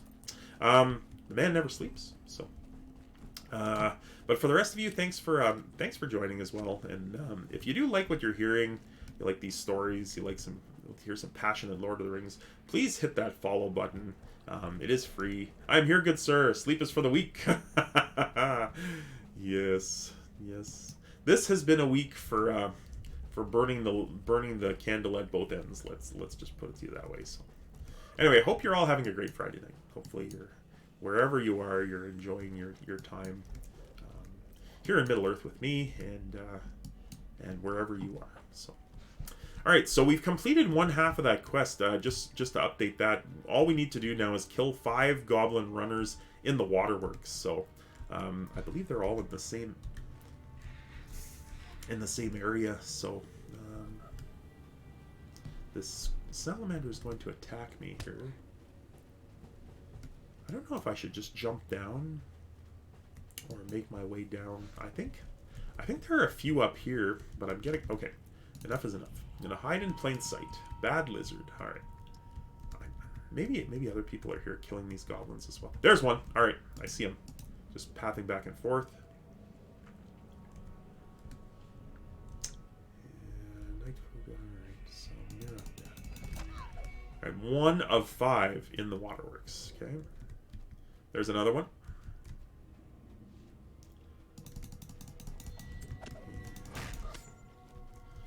I will say that this here, I'm playing it, and I'm having a good time and all. My only complaint would be, let's see here. There are a couple of other people here. I wonder if they're doing the same quests. I wonder if that's why I'm competing for mobs. There's usually a goblin runner right here. Right here. Deep salamander. Probably gonna run into him. This is perhaps the most, I guess, the longest in terms of the Moria books, because even once you reach the end of it, there's an instance. There's a goblin runner. All right, I need to chuck a dagger at him. Come on, don't run that far. Don't run that far. All right, and yeah, so just. And again, this was released, and the only changes that they made with this epic storyline over the years is basically to make it soloable, so that you can do the whole thing on your own. Back when we reached the final instance for this particular quest here, okay, this guy's just killing glowworms. I don't need glowworms. I just need the goblins, but there's no goblins. Okay, I'm gonna head back upstairs. They usually respawn rather quickly, so maybe we'll luck out and get our last 2. But there's a lot of back and forth. And for those of you who have been... Oh, there's a runner. All right. For those of you who have played this game, and who played it for a long time, or, or who remember the elder days, Lotro used to be very unpolished. There was so much back and forth, to hubs that were way too far away from each other to expedite. And I think that goes into that comes from the design. So, okay, we're done. I'm going to Mithril Coin back to turn this in. Okay, Rink says enhancement runes level 50 uncommon. Alright. And I think we have to go to all 3 here. That's 1. Yeah, so a lot of running around, and I mean back when the game first came out and this expansion first came out, there were no mithril coins. I couldn't do what I'm doing right now. It's kind of a cheat. All right, this ring, this bracelet, nothing really appeals, so we'll just take that earring. Lord Broker could surely use your help. Okay, so let's see here. Waffy is the last dwarf. I love traveling via Mithril Coin. Yes, I admit, is like the older I get, the lazier I get. So I kind of, and another thing too is that, I don't know if this has happened to a lot of you folks too, but let me turn this in. Talk to Broger. All right, so I'm going to do this. This is chapter 4, so 244. Yes, that is one thing too. So, and get critic sleep we've never met. Yes. So Broger says, "You return to us and help us prepare the defenses, and not just the defenses. For I will not sit down here in idleness. We will harry them even as we made ready." Oh boy! All right. Our defenses will be ready by the time the orcs attack, but I feel it would be far more secure. We need iron bars and we need wooden slats. I know where those are. It's quite the trip to get down there, though. So that's another thing. You know, you get a little older, you get a little wiser. Like I said, I've been playing for almost 14 years, and when I first started playing this game, I was not in the same position I am now. You know, not like the same life position. I was still a man in my early 30s, and you know, it's you know, different job quality, drove a different car, you know, had a different lifestyle, and I'm gonna take the couple of shortcuts here because I really don't. No, you know what? I'm gonna take the goat to the Hall of Flowing Water. I think that's the best way to go. Have you read the Lord of the Rings books?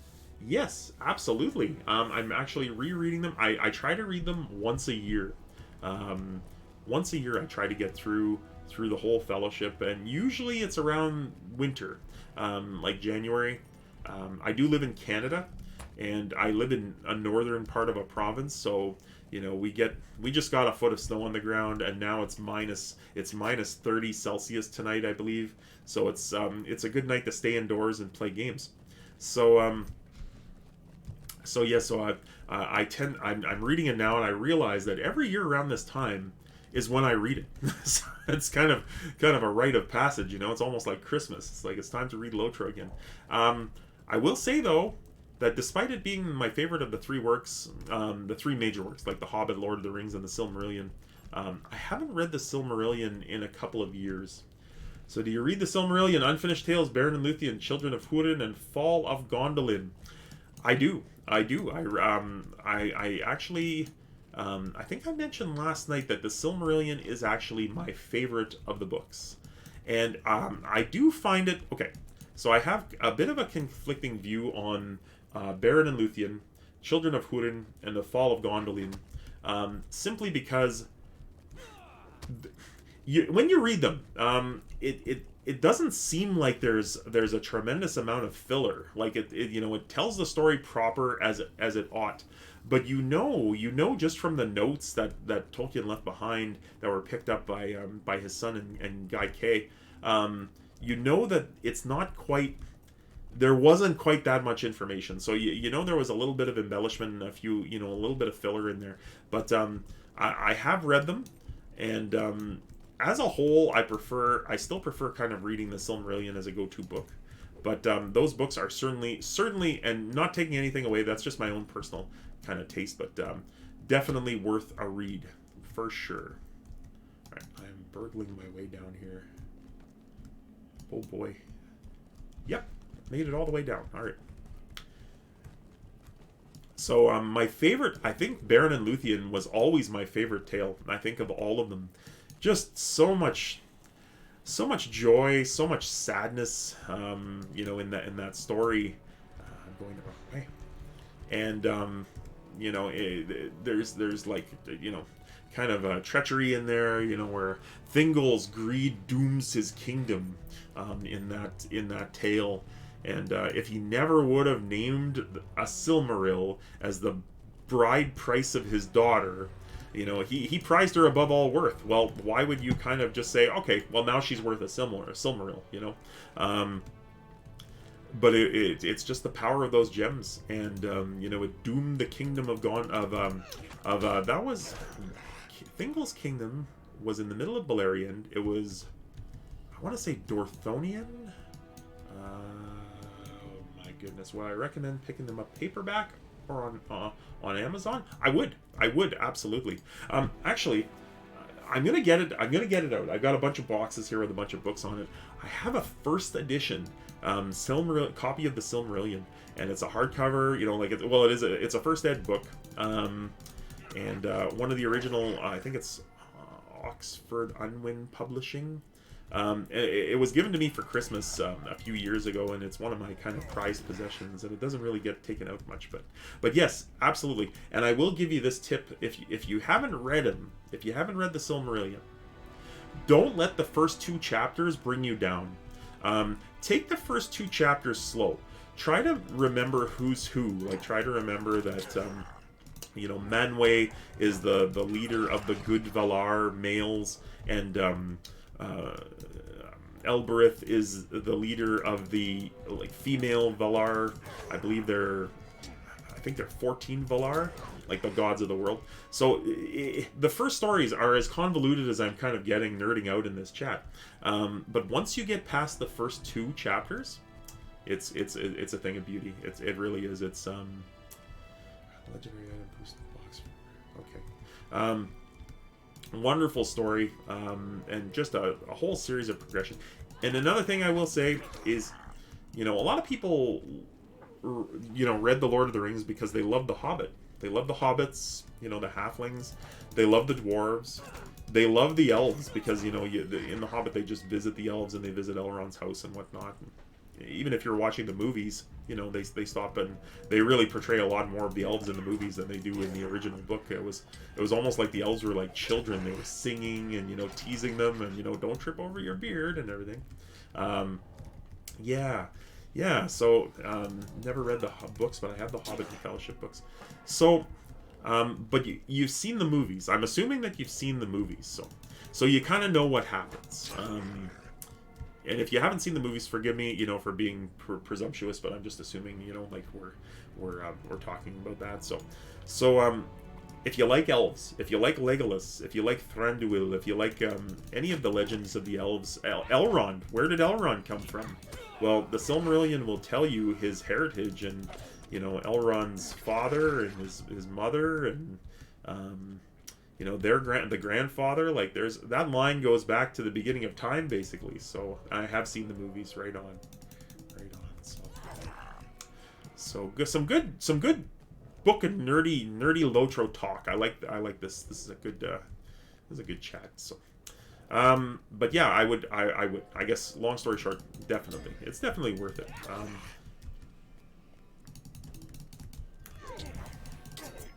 Okay, I'm just trying to pick up the last few wooden slats here. So that's 5 of 8, 6 of 8. And you know what I need to do? You know what I really need to do is I need to make... Does Lotro itch your Lord of the Rings scratch? So I will say this. It was all at once. It does. It certainly does. So basically, I came back to the Treebeard server. I was part of the Treebeard server at the end of July. And I came back to it basically, I believe, at the beginning of December. Now, my character was already level 50, so I was at level cap. I got there about a week after the server launched, but I hadn't touched it, and I hadn't rolled any alts. I hadn't done anything, for about 5 months. So I really had, I had a long ways to catch up, but what I did was I just told myself, I mean, just play, just have fun, and, have fun and get ready for the mines, because it doesn't matter if everybody around is wearing uber gear, because in another 2-3 weeks it's not going to matter anyway. Everybody's going to be kind of on that same level again, and that's a nice treat about these legendary servers too. But anyway, getting back to the original topic, yes, I started reading Lord of the Rings, the book again as I started to play. And defeat 20 Gashai orcs within the Flaming Deeps. These dwarves just keep on going. So I started to read the books. My son was with me this year for Christmas, and we marathoned the movies. We started on Christmas, I think it was Christmas Eve. We watched the first 2, and then on Christmas Day, I think we watched Return of the King. So I'm going the wrong way, I just killed all these orcs. So that got me into it. Then I, quite unexpectedly, an unexpected party happened to me at Christmas. I got so many Lord of the Rings things this year. I think I got 5 different things. I'll check behind me in a second. I've got a lot of them here. But it was a Lord of the Rings Christmas. How long does it take you to read The Hobbit and the Fellowship? It depends. So I will say this: if I'm if I'm sick or if I'm just in the mood to read and I'm, I take a break and I kind of go lie down and I read, I can't read as often, as long as I used to. Like, I find myself getting sleepy. Maybe it's just because my bed's really comfortable. But I really can't read. So I try to get through a chapter to at least half a chapter a night. And in The Hobbit, some of the chapters are quite long. Like, they're 30-page chapters, 40-page chapters. Some are nice and short, but that requires usually like an evening or two. So I would say probably, if I hit it hard right now, I'll tell you this. So I think I started reading Fellowship of the Ring. Just about a week before Christmas. I go to bed every night to the Hobbit audiobook. Yes, indeed, Rose. Yep, you do. So I started the Lord, and now I am at the Council of Elrond. I just got to Rivendell. And Gandalf was talking to Frodo in the room before they call for the council. And is it weird that I like to read along with listening to the audiobook? No. As a teacher, that's another thing, folks. I don't know if you're aware of this, but I have a teaching background as well. I taught middle school in Florida for a time, and I really do want to get back. The reason that I'm back in Canada is because I want to upgrade my credentials so that I can actually teach at a different level when I go back. So anyway, I find as a teacher that one of the most effective ways of like reading, especially in a developing reader, is to encourage the verbal. I read to my students. Like we read. I'll give you an example. I read the book Holes. I don't know if anyone's seen that movie. It's actually a pretty funny movie. It's a great little kind of teen comedy, or a teen adventure, I guess would be one.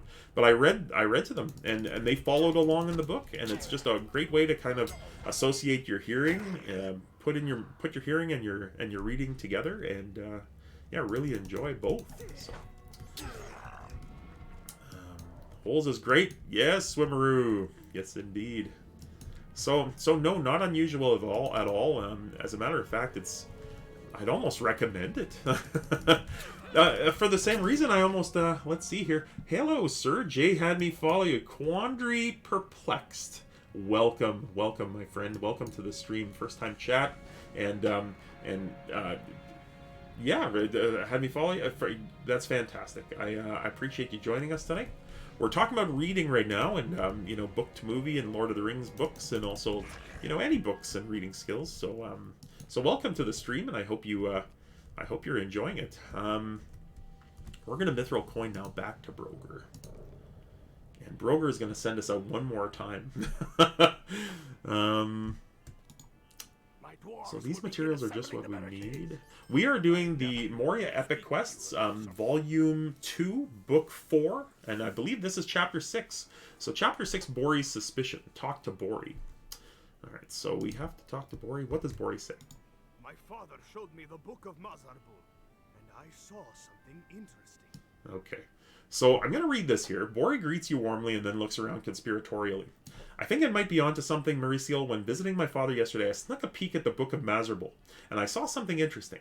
A line near the end saying that the dwarf Oin sought to find the upper armories of the Third Deep, and some mention of a mighty axe. Do you think that Oin might have gone looking for Ziggelberg? If we were to find the Mithril axe Ziggelberg, I think we could turn the tide of the coming storm. Oin must not have found it, but if he had, do you think Balin's expedition might have survived? We shall never know. So we're going to go to the Waterworks, and we're going to memorize the rune plaques, and that will lead to the final chapter in this particular Volume 2, Book 4. So yeah, so I guess you can kind of gauge, as I was getting back to it, it would probably take me, I guess now, maybe about a month to get through one of the trilogy books, just because I don't read. Oh, here we go. We got a riddle, folks. Riddle time. Welcome to the Steely Dad Riddle channel. Let me just see. I'll get down there first. Go to Dolden View. If you... actually, no. I'm going to take this route. Chamber of the Crossroads. If you eat me, my sender will eat you. What am I? If you eat me, my sender will eat you. What am I? Well, darn. I am, And I see you redeem that highlight my message with channel points, Swimmeroo. You are like a Twitch pro. I didn't even know you could do such a thing. So, spice worm, the spice, the worms, fish hook. Yeah, let's see here. Fishing bait. If you eat me, my sender will eat you. Yeah, I would say it's bait. Yeah, I would say it's a worm, a fishing worm. So let's do a last time we did a forward flip. This time we're gonna take it a little extreme stream. All right, and flip, and wow, right down again, back to the Waterworks. Man Bear J, got it. Right on. Thanks for that riddle, Swimmeroo. You know, riddles are always welcome here. Just urge that you keep them PG, and not too many great riddle. Love those ones. Yeah. I try to avoid. I've read. You know, I've got a source for these riddles, and I'm not going to reveal it, but like I will say that there are some riddles that are a little bit in the modern era, you know, like they're talking about like, you know, Africa, Asia, and this, or, you know, like something, and then the answer to the riddle is what, you know, what are they, or whatever, why isn't this here? And it's like, I kind of prefer old school, so my Among Us brain knows when you're not the killer. Yes, indeed, that sounded like so much fun. So, good group of people. I think that's what the difference was, is you could tell. You know, I was listening to that. I was doing instances, and you know, I could tell I was listening to that. But a game like that, if you have real good people, that's how you're gonna, you know, that's how you're gonna have a good time. So, people can really make the difference. So, and everybody's kind of chipping in to make it more fun for everybody else. So that's good. So, yeah. So about these riddles, so I try not to use those. Right. You can break me easily without even touching me or seeing me. What am I? Silence? Is the answer silence? No. I doth protest. The heart? No, okay. Without even touching or seeing me, what am I? A secret? A promise. A promise. I made a promise, Mr. Frodo. A promise. Don't you leave him, Samwise Gamgee. And I don't mean to. There it is. That it's nice when I can link that up with some Lotro too, you know, or Lord of the Rings. It's fun. Good old Sam, you know. I got to tell you. So I went back to university, and as part of my new degree. I had to take 6 artistic credits, so I decided to take film, and the first film was sci-fi and fantasy. That was the first course, and the second part was what was it? You know what? The second one wasn't as memorable, so I don't really remember it. But anyway, in the film, one of the film things that I had to do was I had to contrast. I had to do a compare. Well, I chose to do a compare contrast essay. And what was my essay about? Maybe I'll post it in my Discord channel when I get one, just so in case you're kind of curious about all that. I wrote an essay contrasting Peter Jackson's trilogy and Tolkien's book. And what it means as far as, and you still have it in your drawer. Do I have it here? I thought I had it. Do I have it? Is this it? Film. No. This is. I'm not sure what that is. I think it was a different course, maybe. Anyway.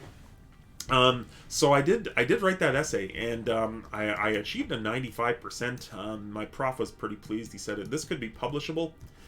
So. I just had to do a little cleanup, and honestly, and looking back at the markings that I made, you know, like that he made, I could have probably made up at least another 2 or 3%. There it is. Thank you. All right, so I'll read you the cover of the essay in just a second. Thanks, Basilla. Thank you. Okay, but first we have another riddle. What breaks yet never falls, and what falls yet never breaks? Is it day? Is the answer day? If it is, I'm bang on tonight. I'm hot stuff. If that is what the answer is. What breaks yet never falls? Day and night. Ooh, swimmeroo. Yes, I got it halfway right, but day and night. Yeah. So I got it. I kind of half got it, but you know, I think you knew that I had a good handle on it, so I'll go with that. Thanks again for that riddle. Another riddle. We are rocking and rolling here. So I think we've had like 5 riddles tonight, and only 2 from me. So I am riding around this place and I can't figure out how the heck to get to it. Am I in the right spot? No, that's why. I'm not even in the right spot. I'm stuck. I'm stuck under a ladder. Okay, I'm up. So the as soon as I get out of trouble, because I'm kind of getting my health handed to me here by a lot of enemies in the Waterworks. Look at that! Look at that! Look at those water wheels up there! Look at the big. They're actually turning. Moria is one amazing place. First time chat from I am Skodir. Or Skoadir. Forgive me if I mispronounced that, but that's how I feel it should be. I would pronounce it if it was me. How do you like the burglar? I thought of rolling one, but I've never been a fan of rogue gameplay too much in games. Well, my friend, my burglar here, and welcome to the chat. Welcome to the stream. And thank you for your chat. That's a great question. I love in-game questions. Those are easy for me because I do love the game, and I like to give my opinion. Now, this is only my opinion, but I love the burglar. It's not because I don't play player versus player. I find that other games, or even in this game, if you play a burglar PvP, it just becomes kind of a scout. You just go into stealth, you do your attacks, and you do your bleeds. It's like playing, like you said, a typical kind of rogue class. But with the burglar in Lord of the Rings Online, there are 3 builds, and I will say that I really enjoy all the little tricks and things. I'm getting munched by glowworms here. All the little tricks and things that you can do to, if you're soloing, it's got good DPS. Let's see here. Okay, don't mind. I'm gonna mess with something. Don't mind it. Okay, I'll let you know if you'll get the old like down or up there on the Rose Garden, or we can talk after the stream in case you think there's a chance that I'm gonna be like, what is she doing? But let's see here. What do you think the most fun class to just grab every mob all at once is? The champion. Best OE in the game, absolutely. And also the revamped champion is just deadly. So playing a burglar, it's kind of funny. I named a burglar here, and I find it very easy to solo. In groups, normal groups, if I'm not in a major raid where they need crowd control, can we make a prediction thing? All right, just run it by me first so I can make sure, the grammar's all said and done and already. But let's see here. Yeah, so I really like that role. Now, when I'm in a raid, though, the Lore Master is kind of known as the debuffer. If you play Yellow Lore Master, that's your, they slow down the attack speed, they lessen damage, they boost mitigations, they do it all with that little twirly-whirly thing. The Yellow Burglar is highly underestimated. And I will tell you that my crowd control and my debuffs, my list of tricks, because burglars have a list of tricks that they can use, are just as effective and more numerous than a lore master, I believe.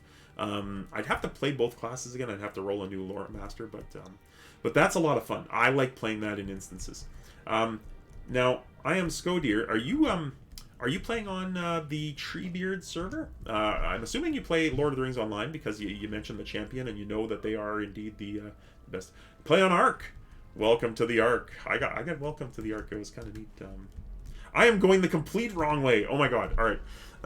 Back we go. Haha. So that's a level cap server. Now here's the trick. I can honestly say that my highest level character is, I believe, either 105 or 115. I'm not sure exactly what it is. I was halfway through Gondor. Are champions wanted in groups? Are there too many? No. So any raid like it requires certain roles to be filled, but if you want DPS now, champions are monsters. I believe they are the highest melee DPS in the game as far as just pure damage.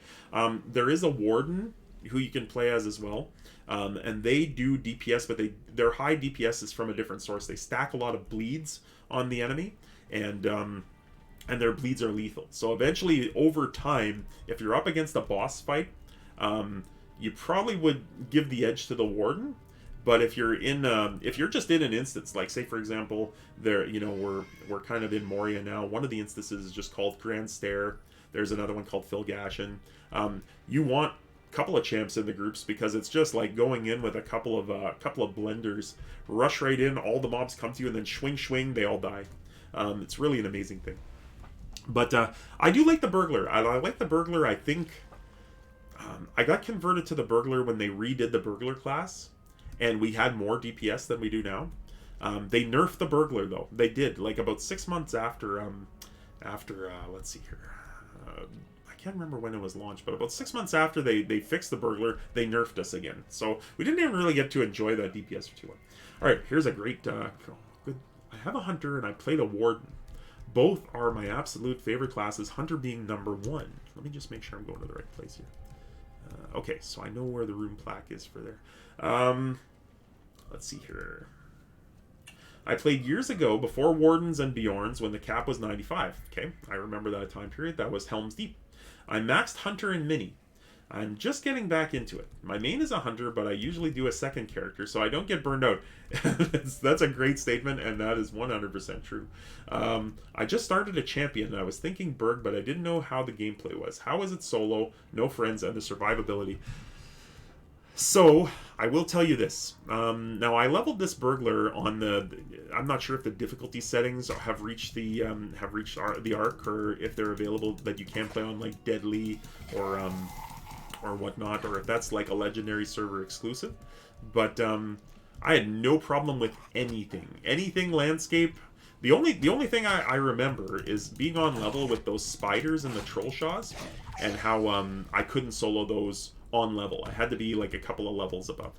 But the ability to just like crowd control, like, you know, and the amount of DPS that they do, yeah, there is a difficulty setting in the in landscape in this legendary server. It was introduced upon release, and I think, if I'm not mistaken, only Treebeard and Shadowfax have it. So if you're playing on difficult, every once in a while you'll see a red patch on the floor. It's kind of like in an instance where, you know, you have to move because the Eye of Sauron will come, and it's, I don't know if you've ever played Star Wars: The Old Republic, but Orbital Strike was incoming, and basically it's just a big giant firebomb, and that's, you have to watch out for that on almost every mob. The mobs hit you harder. You do less damage to the mob, so it's a little difficult. Well, not a little. I mean, I leveled. So here's a good thing. I leveled my champ to cap on Deadly. It was Deadly +0, so it was the lightest of the Deadly settings. But I did do it, and now here's the thing. I went from a burglar main to leveling a champ, and honestly, by the time they fixed the champion is just so much fun. It's just so much fun to just smash everything, DPS, go, you know, and it is a great class. It almost kind of makes the burglar obsolete again, because one of the cool things when they did the change was burglars got AoE. Two good AoE skills, but you can't compete with the champs now. So, and survivability, no problem. If you ever get into any trouble, you got the hips button, so you can basically just leave a fight and go into stealth and get out and recover and replan your attack. So that's another thing.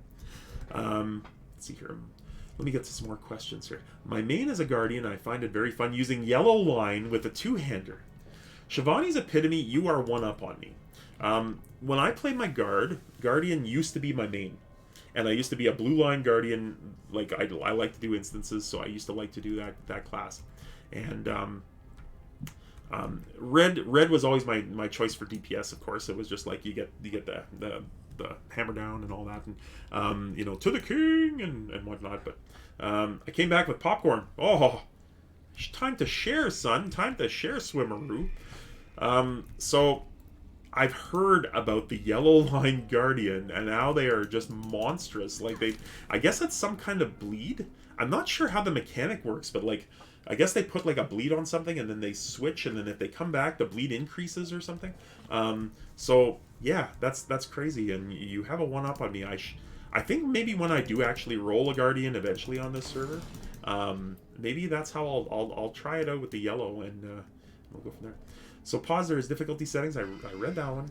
I just did Arkan because I lost all my stuff from my old server, and it was merged. I was told Arkan was the most pop, that's why I picked it. So I actually have a tune on Arkan, but it was just I just rolled it. I think it was a burglar, and it was while I was bored of the Anor server, and I was on my way out of that. So a lot of fun on that server. So let's see here. Yellow Guardian has a nice mixture between survivability and DPS, and Yellow Line Guardian allows a passive skill to be able to block with the two-hander. Yeah, that just sounds awesome. My old kin leader on Anor, his main was a Guardian, and the joke was that he did all the landscape questing on Yellow, so that's how come I kind of know a little bit about how that skill works. But when he tried to do it, we were able to actually do both Dol Guldur and Isengard on level at tier 2. We were able to actually get both of those down. And he tried, I believe, in Isengard to go yellow, and it just wasn't working for him. He got smashed so quickly. So he's like, I guess there is a limit. So defeat creatures in the Waterworks. I should have defeated some up there. You know what? I'll just make my way down. Orcs count. So really good Lotro chat here, folks. Thanks for joining.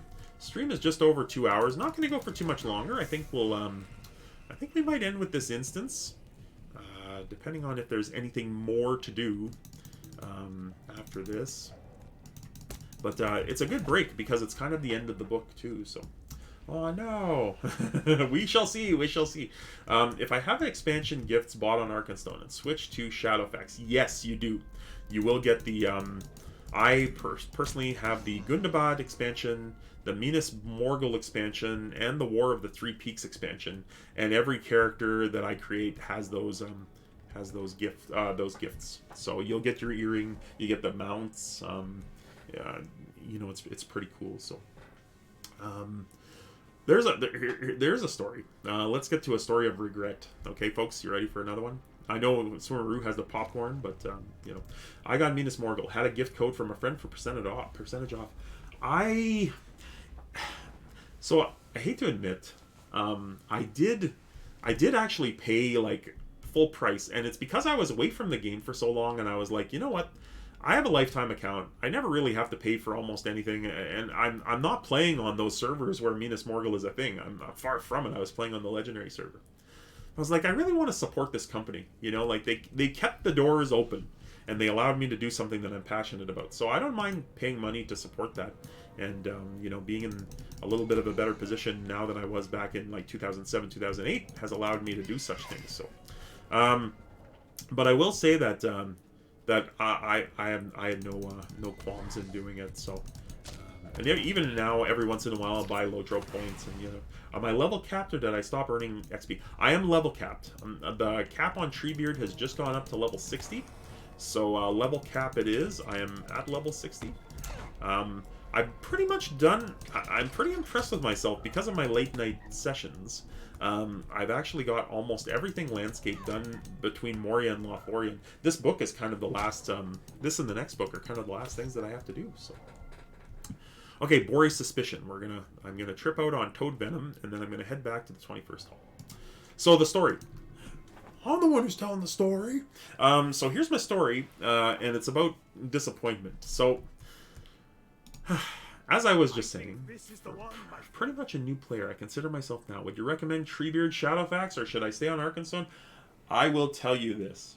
I will 100%, if you don't mind paying the sub, okay, because it's sub only, it's not free to play, that's the only disadvantage of this server.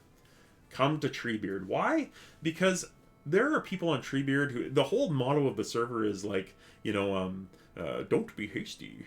So people just come over and they take their time. Killer, one of my followers here, I don't know if you're still here, Killer Brother, but he apparently he usually just messes around in the teens and hangs out in the Chetwood.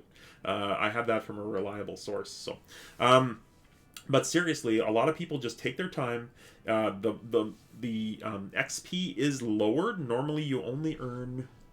Let's see here, subscriber buffs. Okay, lethal strikes. Right here, story pace. You are earning 40% of experience gains from monster kills, crafting, and quest completion. So it's a 40% race or rate. You can take your time. And another thing is this Moria expansion just dropped. You've got 6 months to get to level 60. If you want to, like, you know, enjoy the game and get up there in high level, get to cap in a hurry, you get 6 months, man. And, you know, people on this server are constantly leveling alts. They love to play here because they have the time to get all those alts to level 62. And, you know, so it's a great place to be new, because all the content is just the old content, and you don't get overwhelmed by, oh my god, there's 140 levels worth of gear. What do I do? Where do I go? What do I, you know, how do I do this? So, yeah, I would seriously recommend it. So, all right, so we're gonna do this instance, and this will probably be getting close to the end because it is after 11. Thanks for sticking around on the stream. Hopefully you're having a good time, and now here's my story. So, as I mentioned, I'm in a bit of a better place now than I was way back in 2007, 2008, and even 2011. 2011 is when Lotro went free to play. Few have ever tried to find I'll let Galadriel walk this in. fewer ever return from their quest. Who now remains to challenge the shadows that linger in the dark halls of the deep places? Okay, Bori, my man. If you and your allies can clear the... Well, it used to be allies, but now it's soloable. So we're just going to clear these passages. And I am Scodier has followed. Thank you, sir. Thank you very much for your follow, mister. I really appreciate it. I really hope you are enjoying these chats and, you know, talking Lotro. One of my favorite things to do. So thank you very much for that, my friend. I appreciate that.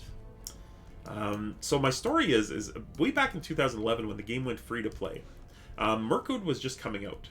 Treebeard versus Shadowfax. Oh, I'll tell you about that. Treebeard in a landslide.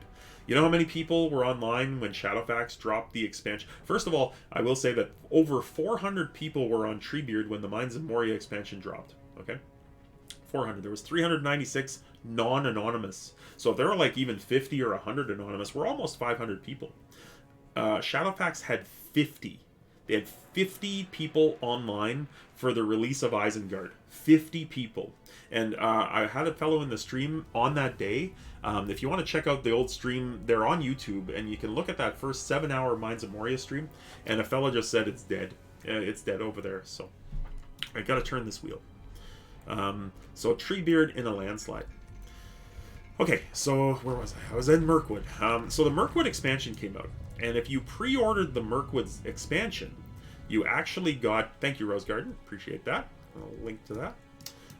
If you ordered the... So there's a bunch of Gredbig down here. These are disgusting, but I'm so pumped up now, they shouldn't pose any problems. So I decided not to get Mirkwood. I just decided to wait. You know, I'm like, well, I can't really afford it. You know, like it's a lot of money, and you know, I've got this lifetime sub. Can I justify paying more, you know, like for this game than the 200 that I had paid for it when I got the lifetime sub? And so I waited, and I waited until the day that it released, and then I was like, I really should have gotten this. I really should have. Maybe I will. No. I said I wasn't going to, so I did. The next day dawned, and I'm like, you know what? This sucks. I can't, you know, like, I really want this expansion. I'll go ahead and order it. You know, I'll do it. I got kind of the approval from my partner at the time. You know, like, just go ahead and do it, you know. And I got nothing. I got no bonuses. I got no special items. I basically got, like, the Mirkwood expansion, bare bones minimum. That's all I got. Now, I found out, you know, like, if you did do the pre-order... Okay, there's a wall of Gredbig here. If you did do the pre-order, you got a goat. A free goat added to your account. The first ever goat mount that was included in an expansion package. Moria didn't come with a goat. Mirkwood was the first one. And the goat was slow. It was only 60% run speed, and the health of the goat wasn't the greatest. But I mean, it got you through Moria, you know, and then that was extremely valuable all on its own. So, and then I had a friend who ordered on the final day, and it wasn't a pre-order. He actually like, okay, Mirkwood's coming out today. I'm gonna order, and I thought there was a third wheel. I thought there was a third one. I think it's over there. Oh, there it is. This is it. Okay, so he ordered on the day of, and he got the most unique thing. I don't even know. Here's a true story. I don't even know if anyone has this item that he got. So because he subscribed on the day of, he never got the goat. Okay, but he got. They gave him a series of maps. And the maps were for, like, he had 10 maps for each zone, and he could transport instantly to Rivendell, to Moria, to Estelden, like in the North Downs, all the zones in their main hub. Yeah, nope, that's a dead end. Okay, he was actually. Oh, there we go. There's the frog. All right, he actually got all those maps, and I still don't know to this day who else would have gotten those maps. No idea. So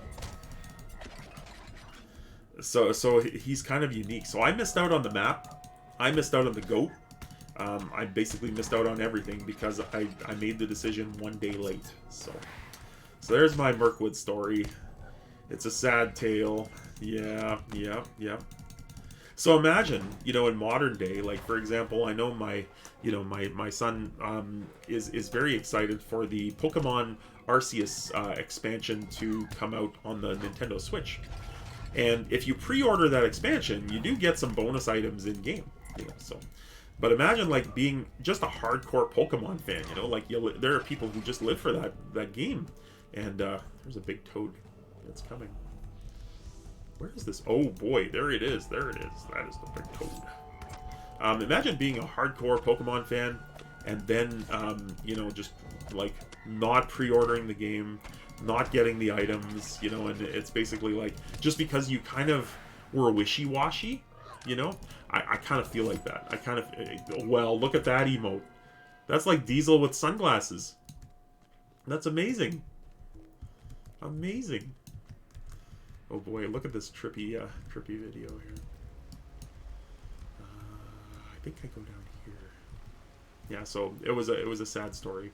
I missed out on another expansion too, and it was just because it came out when I wasn't even playing the game, so I missed out on the pre-order. And it was the I still haven't ordered Mordor. I do not know if you have to order Mordor, like if I have to pay for that expansion eventually, or if it was just a kind of a came free with a lifetime membership, like some of them did. But I haven't been to Mordor yet, so let us see here. Alright. Gunlajan Guard. Yeah, and so I think I got the that one is too white for me. Still great though, yeah. So I think I got the Helm's Deep expansion early. And oh, good night, Gondaman. Appreciate you joining us, man. Thank you very much for your follow, and hope to see you soon. Hope to see you back in the stream soon. You're always welcome here. So yeah. So I think I missed out on the Rohan expansion as well. And I don't know what there was something extra that you got with that expansion too, or I didn't buy the expensive one. I'm making an orange one for your dad. I like orange. One of my favorite colors. Orange. I'm an orange and black guy. The wheel is reluctant to move, but eventually locks into place. I'm not sure. Oh, I know where I am. I'm in that area where these three Gredbigs pop out of the ground, I think, or the two queens, maybe? Let's see here. Granted, I have only been playing solo, but how is late game with only 500 people active? Very busy, actually. I'll be back in a few, but if you end before I do, I hope you all have a great night. Well, thank you so much, Pratik Kynan. Really appreciate you hanging out tonight, my friend. And thanks for joining us. So my answer would be good. Basically, there are a lot of pug groups that, and here's the advantage: is because Treebeard is so slow. Like, don't be hasty. And you've got so much time to level. Everybody's going to be at cap. Like, for example, I'm at cap. It's only day 3. I'm going to be here for another 6 months. 6 months. So, there's always people basically rolling alts. That's why they're here. Normally, like, I guess it's the attractive thing is that there are some people who just love to roll all those alts and craft and one sec here. I'm just gonna start that fellowship maneuver. I did get to level 60. No. Sorry, I went from level 50 to level 60 because I was at cap first. So I basically went. I went 10 levels I went 10 levels in I think the first. I think I hit level 60. The game dropped at 10:45 in the morning, and I think by about 2 in the morning I was level 60. So I'm not that big of a beast, but it was quite the marathon stream and the marathon session. I have 2 to 3 days, and I'm just now level 30. Granted, it is on Arkenstone yet. Yeah. So may I ask a question? Just VIP XP boost. Gotcha. Yeah. So how is the population on Arkenstone? Because when I used to play, it was kind of primarily in the mornings, and I think I saw the population was something around like 400 to 500 consistently. Is it really busy in the evenings, like when during prime time sort of thing? Like, is there like 1,000 people playing on the Ark? I've always wondered that. I haven't gone back, to check on that. So.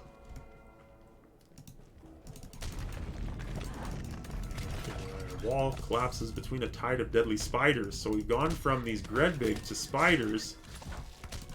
If you're wondering how I'm mowing these things down, I am inspired. Okay, there are 650 on Arkenstone right now. Wow, that is a. Let me just check to see how many are on here. I estimate around 200. Around 200, I'll say. And let's just see here. 244. 242. 2 people just logged up. So 200, about 250 now. When Moria dropped, like I said, we had about 500 on that day, and I think when we launched, it was like 600 people on launch day. So a lot of people made the jump. I'm on U.S. Central Time, and morning, early evening is pretty popular. I always see people in the towns and whatnot. I see a healthy amount of people running around landscape. It also picks up in the evenings after work. Yeah. The funny thing is I went over to Arkenstone because I was in a kin on Anor, the first legendary server, and that was going really well. But unfortunately, just, like, life happens, we lost a family member, misunderstandings happen, and, it just didn't, it never worked out, so it was a hiatus for me. I left the game for almost the better part of a year, and, so I rolled a character on Arkenstone because I knew a couple of the people that I really enjoyed playing with from the kin were over there. So it was a kind of a chance to keep those things, those bonds together. Funny how this game does that too. Like there's so many people. Like, for example, all right. So say for example, I'm playing right now, and you guys are in the chat, and one of you decides to play. And then we end up adventuring. Like, say it's Manbear J, like, say, for example, I decide, maybe I'll throw a character in his kin, and I'll see if, like, I like leveling alts, so if he doesn't mind, I can do so. And then, so say you become friends. Well, Lotro friends last for a long time, so that's one of the wonderful things about this game is there's a lot of relationships forged just playing these MMOs, so. Or you can be solo as well. The choice is yours on how you want to play. So, for Berg, what kind of combat is the best class? Bleed, AoE, debuff, buff, etc. Can you give a brief summary of the red, blue, yellow trees? Okay, I'm playing red right now. The Quiet Knife. It's basically uses stealth and positional tactics to deal damage. So I do a lot of stuff out of stealth. Okay, that's my build. Yellow Burglar is Instance Burglar. I would not use it on the landscape except to complete the Trick Steed because the tricks have such a low cooldown in yellow, and you have more tricks to choose from because it is a crowd control debuffing class in yellow. Blue Burglar. Well, Blue Burglar is the most weird thing that I think I've ever encountered. It's the description of it would be, it's the gambler, okay? Uses damage over time and chance to defeat foes. I would honestly say that Blue Burglar, so I'm trying a Blue Burglar for the first time on an alt on this account, on this thing, my usual stream subject. So we're going through the Forgotten Treasury here. We're actually going down... Oh, I think I know what happens here. Oh, stay tuned, because there's a big fight coming up. So the blue line, I was reading some of the skills, and they roll little dice. Some of the skills, you roll a dice, and you have a number between 1 and 6, and that's how effective your skill is. And it's all dots, you know, damage over time. There's some skills that are a little more effective from stealth, but a lot of them are unlocked by crits. And there's Broin from the intro. And if you look over here, there's Oin.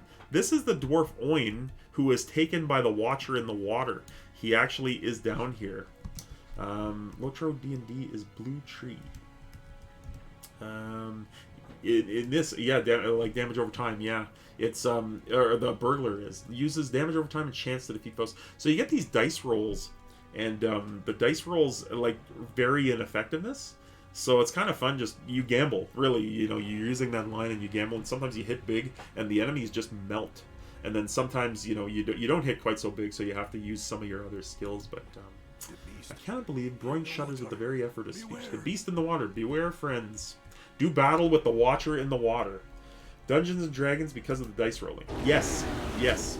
And that is like one of the most fun things that I'm having with it is I love dice and I love playing tabletop. Yes. Yes, big winner. That's a big winner in this stream. Talking about tabletop. I play the Pathfinder role-playing game. I was kind of a fan of Dungeons and Dragons 3.5. Your dice are coming soon. What do you order more? Order more, Rose Garden. More dice on the way. There he is. Pathfinder greater than D&D. I really... Right, look at this fellow. Look at the Watcher in the water here. Big toothy maw. Like 20s. Oh, you bought one of those things. Oh my god. Yeah, we need to get I am Skoidir some bonus points somehow in a future stream, or you know, like definitely toss that out. But yeah, so I've been playing Pathfinder for a long time, since basically since it came out, and I could find a group. So all right, so Broin an axe made. So Broin has an axe made of mithril. Broin has Ziggelberg. Right on. So this may be a cutscene. We'll see. So just 1 second. Through the heroic efforts of the heroes of Eriador, Broin is brought out alive from the flooded depths of Moria. From the mists of legend, he brings with him the mithril axe Ziggelberg. Will the axe be enough to sway the balance of power in Moria? Or have the dwarves already suffered too many losses? Alright, so that was the epic finish to Volume 2, Book 2, Book 4, Chapter 7. And that'll be it. So, Ziggelberg's Finders, Explorer of Gangref. Oh, that's a nice shirt, but I don't think it's better than what I'm going to wear. No, it's not. But I'll take it anyway. Oh, I don't have enough room. Bags are packed. And I'm ready to go.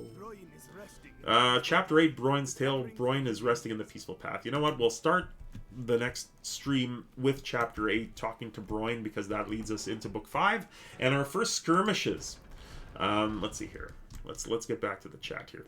We'll deal with the chat a little bit, and then we'll probably call it a stream. Let's see here. Pathfinder instantly warmed my heart because my favorite class type is an archer. So in 5e, when I was a ranger, I was super disappointed. In Pathfinder, I felt like a real archer and did animal companion. Later went to striker and loved it. Yes, indeed. Now here's the deal.